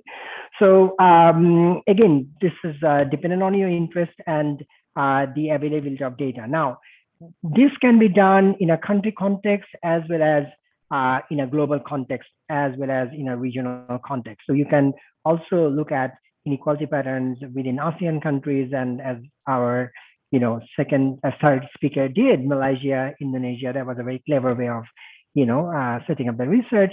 So again, this is down to your individual interest. Having said that, as I highlighted in my lecture, we are also constrained in terms of access to data when it comes to inequality. If you're really interested in this, Branko Milanovic has a wonderful book where he talks about 3 concepts of inequality, concept 1, 2, and 3. The paper by Angus Deaton I highlighted is only focusing on inequality that is between country nature.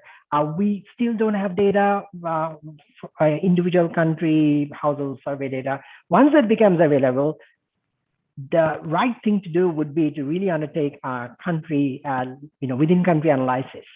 So again, there is so much that can be done.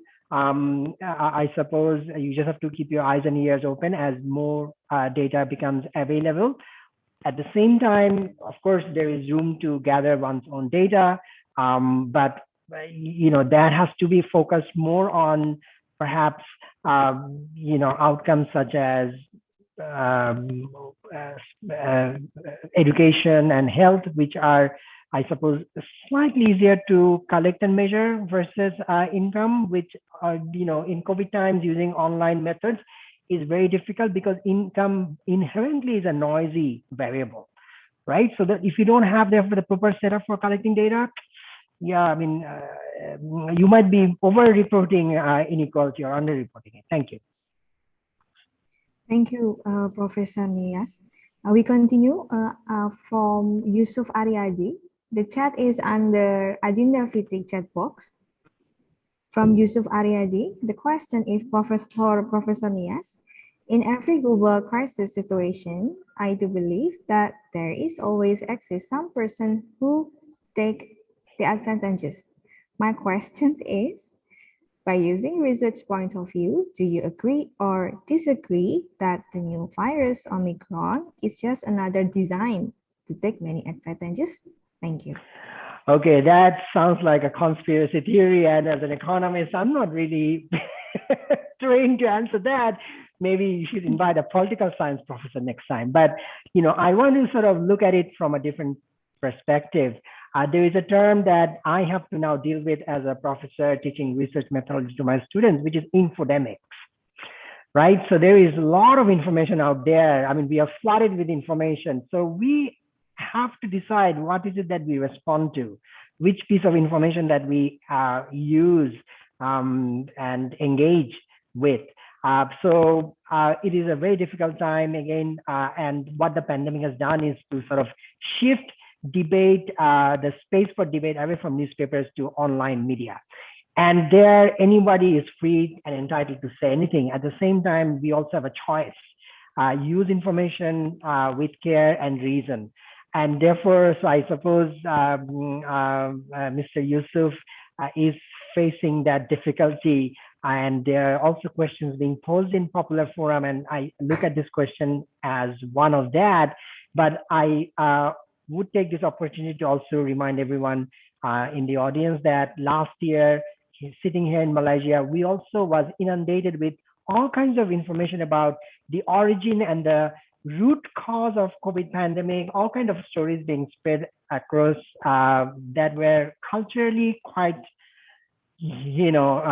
difficult to take. They were all targeted to different cultural practices in China and certain communities. So I suppose we have to be a bit more open-minded and critical when reflecting on this. I understand the concern over Omicron, and I understand the, information asymmetry that we face. That is why in my lecture, I cautioned and I reminded everyone about the fact that there are too many unknowns. Even as academics, when we are trying to model the impact of COVID-19, we have model uncertainty induced by the nature of the crisis, because there are too many things that we don't know. And this therefore often puts enormous pressure on us to make sense of the world at a time of so much information asymmetry, right? And at the same time, there's infodemics. So I hope, I have answered this question, but of course my co-panelists can take this as well and share their views. Thank you. Okay, thank you, Professor Nias. The next question is from Alfred Martin, where Professor Nias already answered the question. And the last question for Professor Nias is from Ibu Tri Mulyaningsih. Professor Nias, please advise whether from your research and observation that we expect to see the lower of education performance during pandemic. If yes, which groups of students suffer most? Thank you. Thank you. This is a global concern. This is an issue that has affected not just students in Indonesia, but learners in a high-income country like Malaysia, where we have much better digital provision. The physical environment is much less challenging compared to Indonesia, right? You have so many islands, so many, ethnicities, linguistic differences. The population pressure is enormous. The responsibility for teachers to deliver, and then the crisis comes in. There is internet problem, poor connectivity and all that. So of course, what the pandemic has done, therefore, is to increase the poverty connection in education, which existed before the pandemic, right? That students from lower socioeconomic status suffering more into learning poverty, and this has been magnified by the pandemic because of the push for online education. And what it did was to increase returns to households with digital gadgets, But exactly, for that reason, we would expect poor households to lose out as we shifted online because they are sitting on the other side of the digital divide. So there was one way to create these binaries between winners and losers, those that have suffered most and those that have gained most, is of course thinking along the lines of those below the poverty line, because they also happen to be those digitally disconnected. Now, having said that, I should also add that, well, the answer isn't that straightforward because even in South Asian countries where I have compared children with internet connection and computer at home with those that don't have it, it turns out that even they were not putting in as much study effort at home, meaning they were not spending enough time in learning activities, even though they were connected with online platforms and all that, because this is a crisis, not just of education, it's an economic crisis, a social crisis. Parents are in distress, mothers are experiencing domestic violence. There is no proper home care at home. Parents are supposed to be new teachers, but they never face the situation. So everyone is overwhelmed. So therefore, my research from South Asia shows that the returns to digital provision in terms of time spent in learning activity, in terms of learning content, it hasn't been large. Now, I don't know what is the evidence for Indonesia, but if I transfer that evidence from South Asia to Indonesia, where there are similar setups in terms of social and cultural background, that could be true. What that then would mean that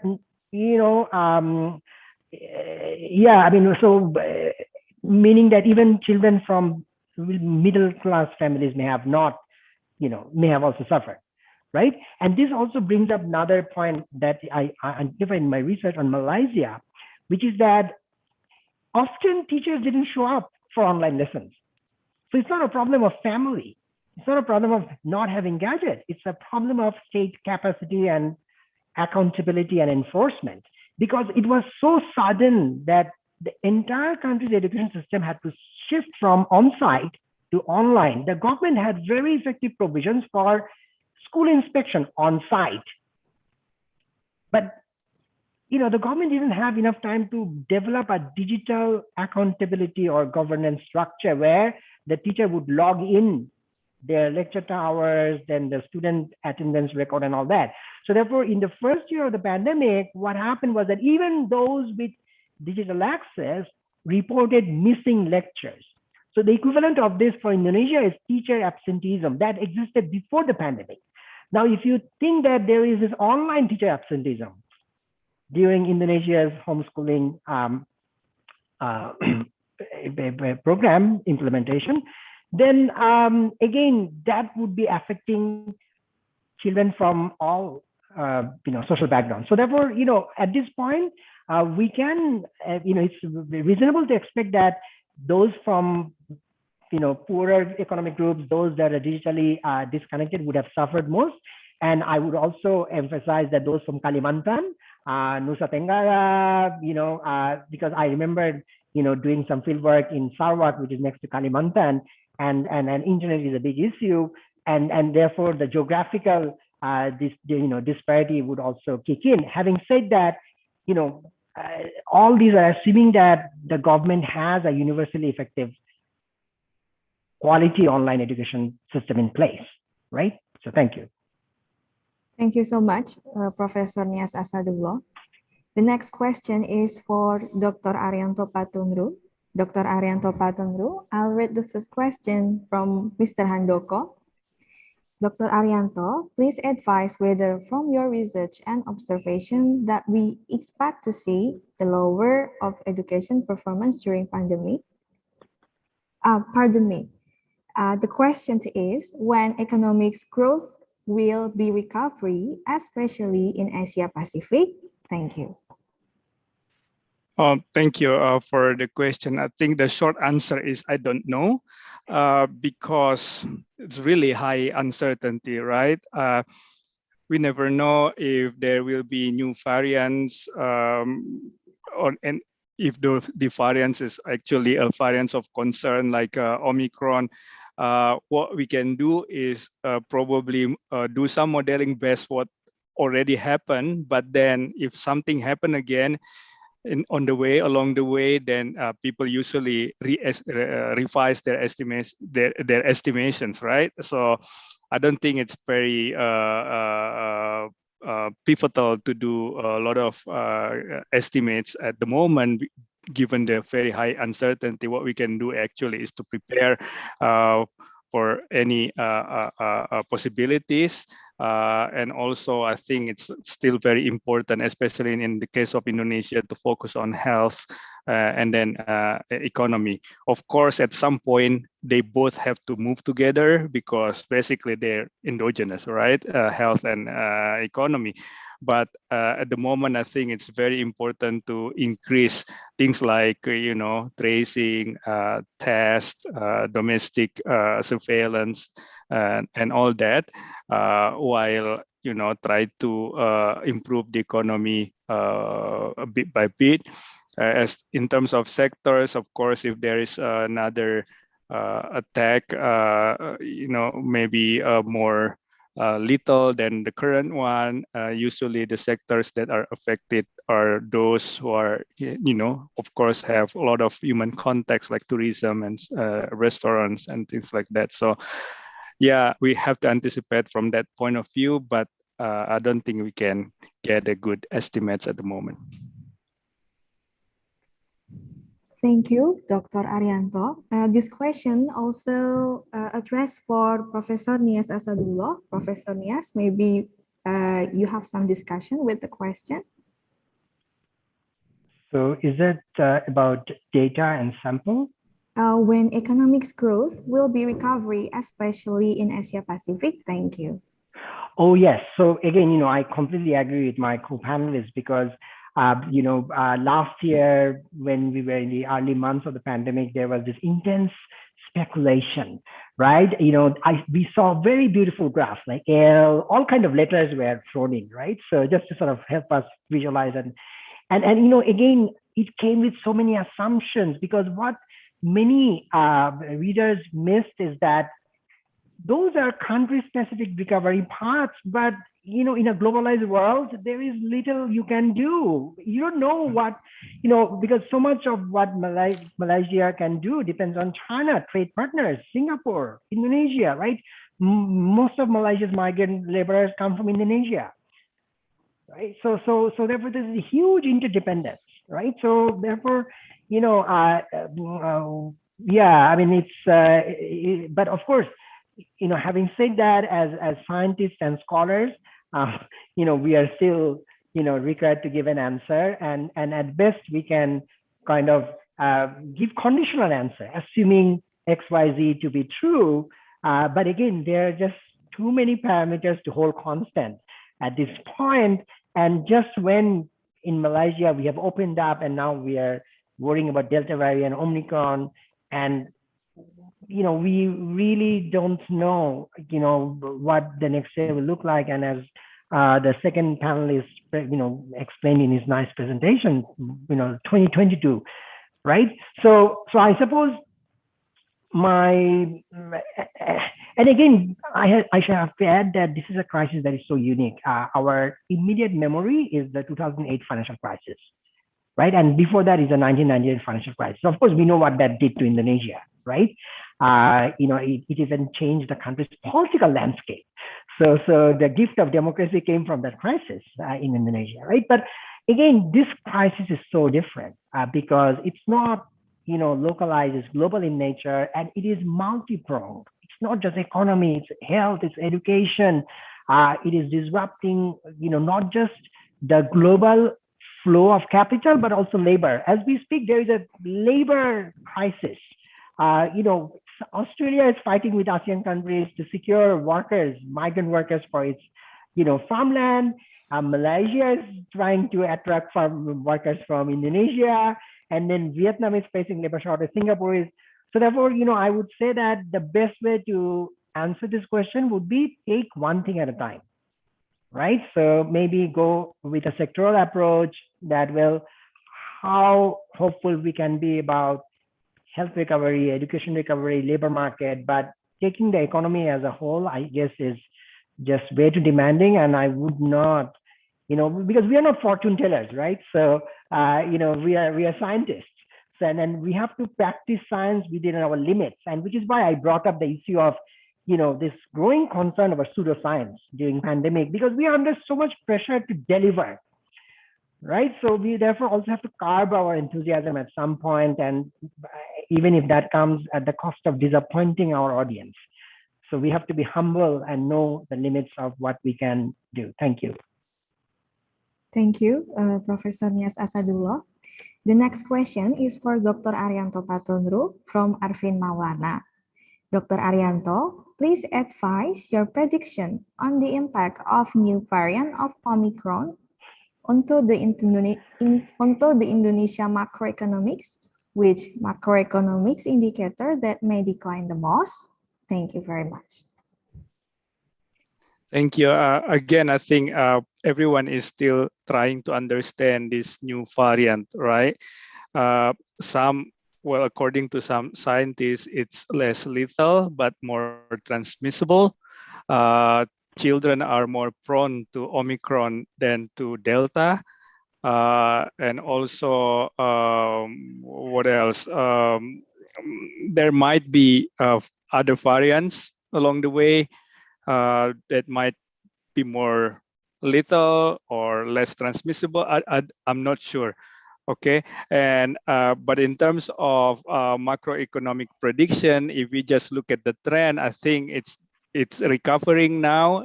We have some hope for 2022, given that the government also have put some good policies in place, and we hope they all will work in the 2022. But again, if something happened and that something is very different from what we have been having, then we have to recalibrate again.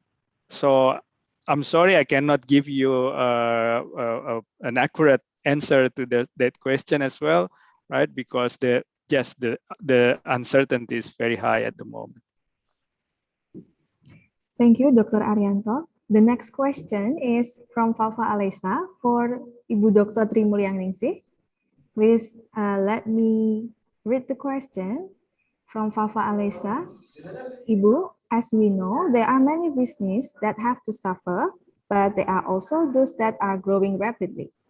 However, the proportion of business that collapse and develop is very different, which makes the economy getting worse. So, if we conduct research related to economic data from the time span before 2020, what treatment of the data should be done? Because there will be data jet lag in 2020. And Okay, thank you, Mbak Joya. I hope I can understand the question properly. So it seems like the participants ask that we observe in terms of macroeconomics data or firms' financial data, for example, in 2020s, we saw that like a decline performance, both macro and micro. In my opinion, it's normal because during the recession we see this observation that it shows the reality of the data that the economy really felt the disruption both in the demand and also in the supply side. Yeah, so I think that's even like the uniqueness. Yeah, I mean, like that's how the data will be able to tell us, yeah, that really during these 2020 and 2021 we observed that the performance, macro and also micro, among firms declining. Yeah, so yeah, I think that's my response for the question, Mbak Joya. Actually, I want to add point to this, because in econometrics, there is a term that we always worry about. It's called attrition bias. Now, what the pandemic has done is to push many business out of the economy, meaning they went bust. So what it means essentially is that they are present in your 2019 data or pre-crisis data, but they're absent from crisis data. And this brings up the point that farms that you are studying are robust enough to have survived and stay in business. That would actually complicate, any analysis of the impact of the crisis on firm performance.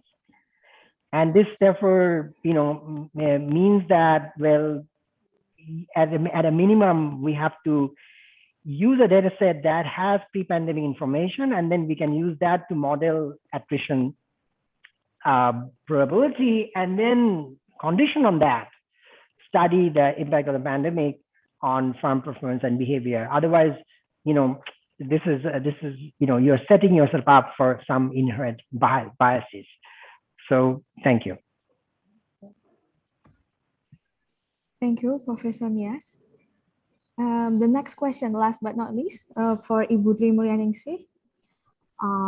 Continue the question before. On the other hand, how to strengthen microeconomic of MSMEs in the midst of uncertainty pandemic? What can be done by MFEs to help MSMEs in the recovery process?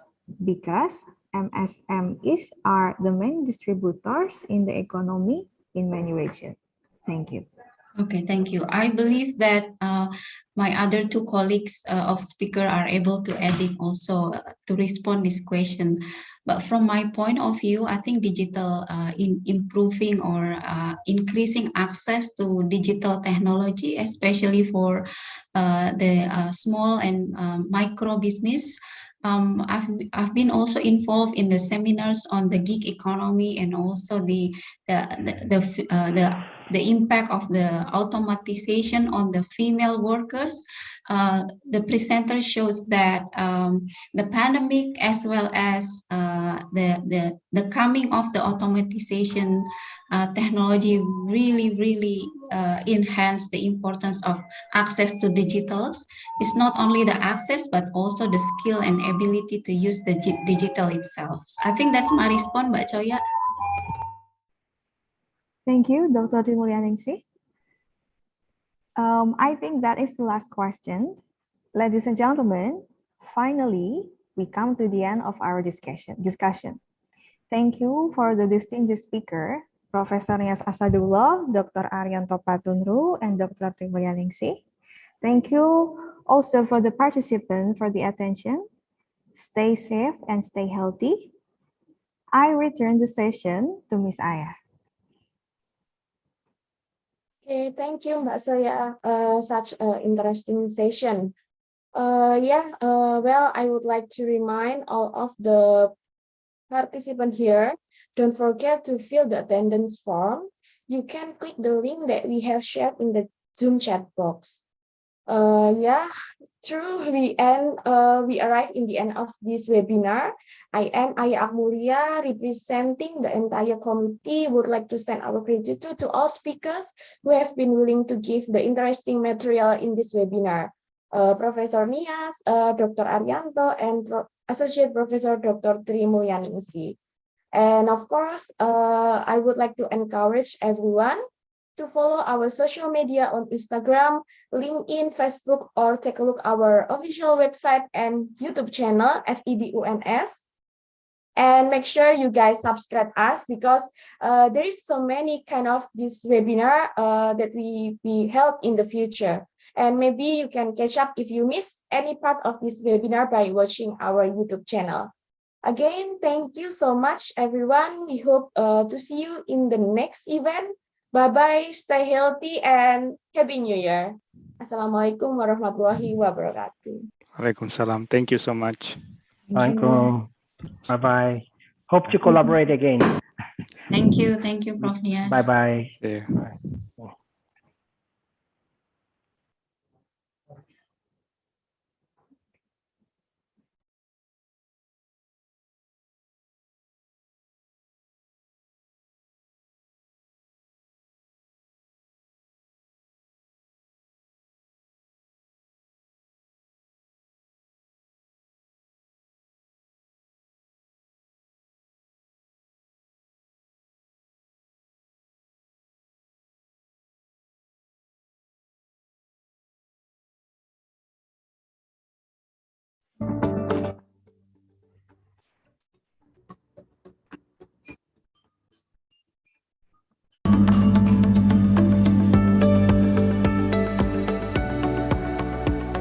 The Faculty of Economics and Business, Universitas 11 Maret, has established its vision to be a leading school of economics and business at the national level and recognized at the international level. FEB-UNS currently has 7 degree programs consisting of 3 bachelor undergraduate programs, 3 master programs, and 1 doctoral program. All programs have been accredited A, Excellent, by the National Accreditation Board.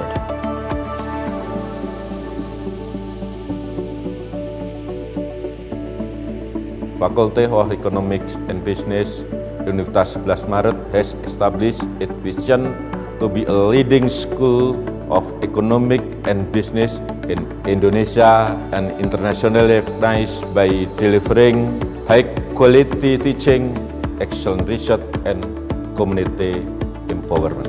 FEB-UNS is a member of the AACSB, Association to Advance Collegiate School of Business. The Master of Management program of FEB-UNS has been accredited by ABES 21, the Alliance on Business Education and Scholarship for Tomorrow, since 2016, while the undergraduate program in Management and the undergraduate program in Development Economics have been certified by the ASEAN University Network Quality Assurance since 2018 and 2019, respectively. Research outputs of FEB-UNS have been among the top 5 in Indonesia.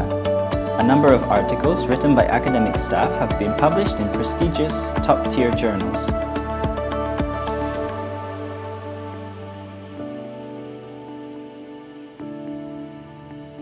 Moreover, FEB-UNS has been appointed and granted by several governmental institutions such as Bank Indonesia, Indonesia Financial Services Authority (OJK), and Indonesia Deposit Insurance Corporation, as well as international organizations such as World Bank and USAID to perform research collaborations.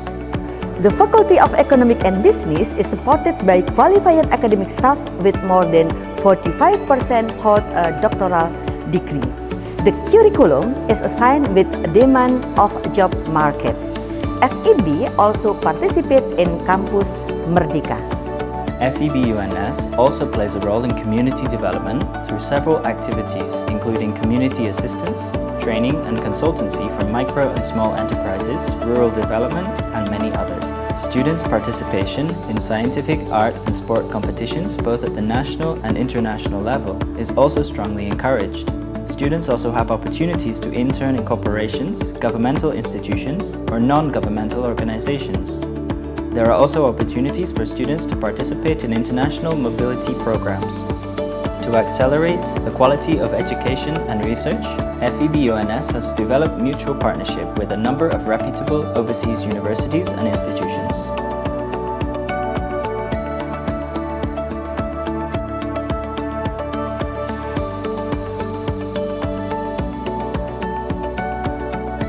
Under the current dynamic circumstances, FEB-UNS is also kindly offering some programs for the Independent Learning Initiative, Campus Merdeka, such as student exchange, both domestic and international, research, internship, entrepreneurship, humanity project, and rural development.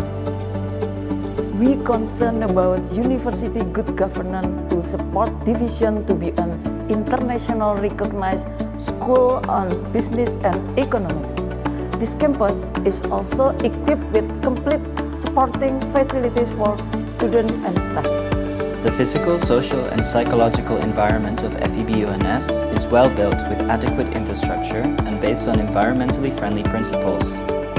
Wireless internet connection is available throughout the entire campus, and students and staff can access it. The faculty also provides several laboratories, including a computer lab, mini bank lab, export-import lab, Sharia banking lab, Grameen Bank lab, and investment gallery to support students' learning and research. During the COVID-19 pandemic, FEB-UNS has kept the education delivered to students at a high level by transforming to a systematic and standardized online teaching and learning system.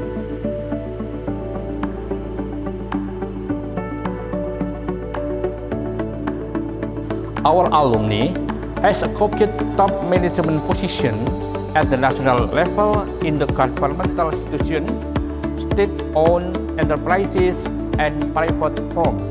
Moreover, students are also provided with many opportunities for development, including student organizations, student competition, internship, international mobility, and many others.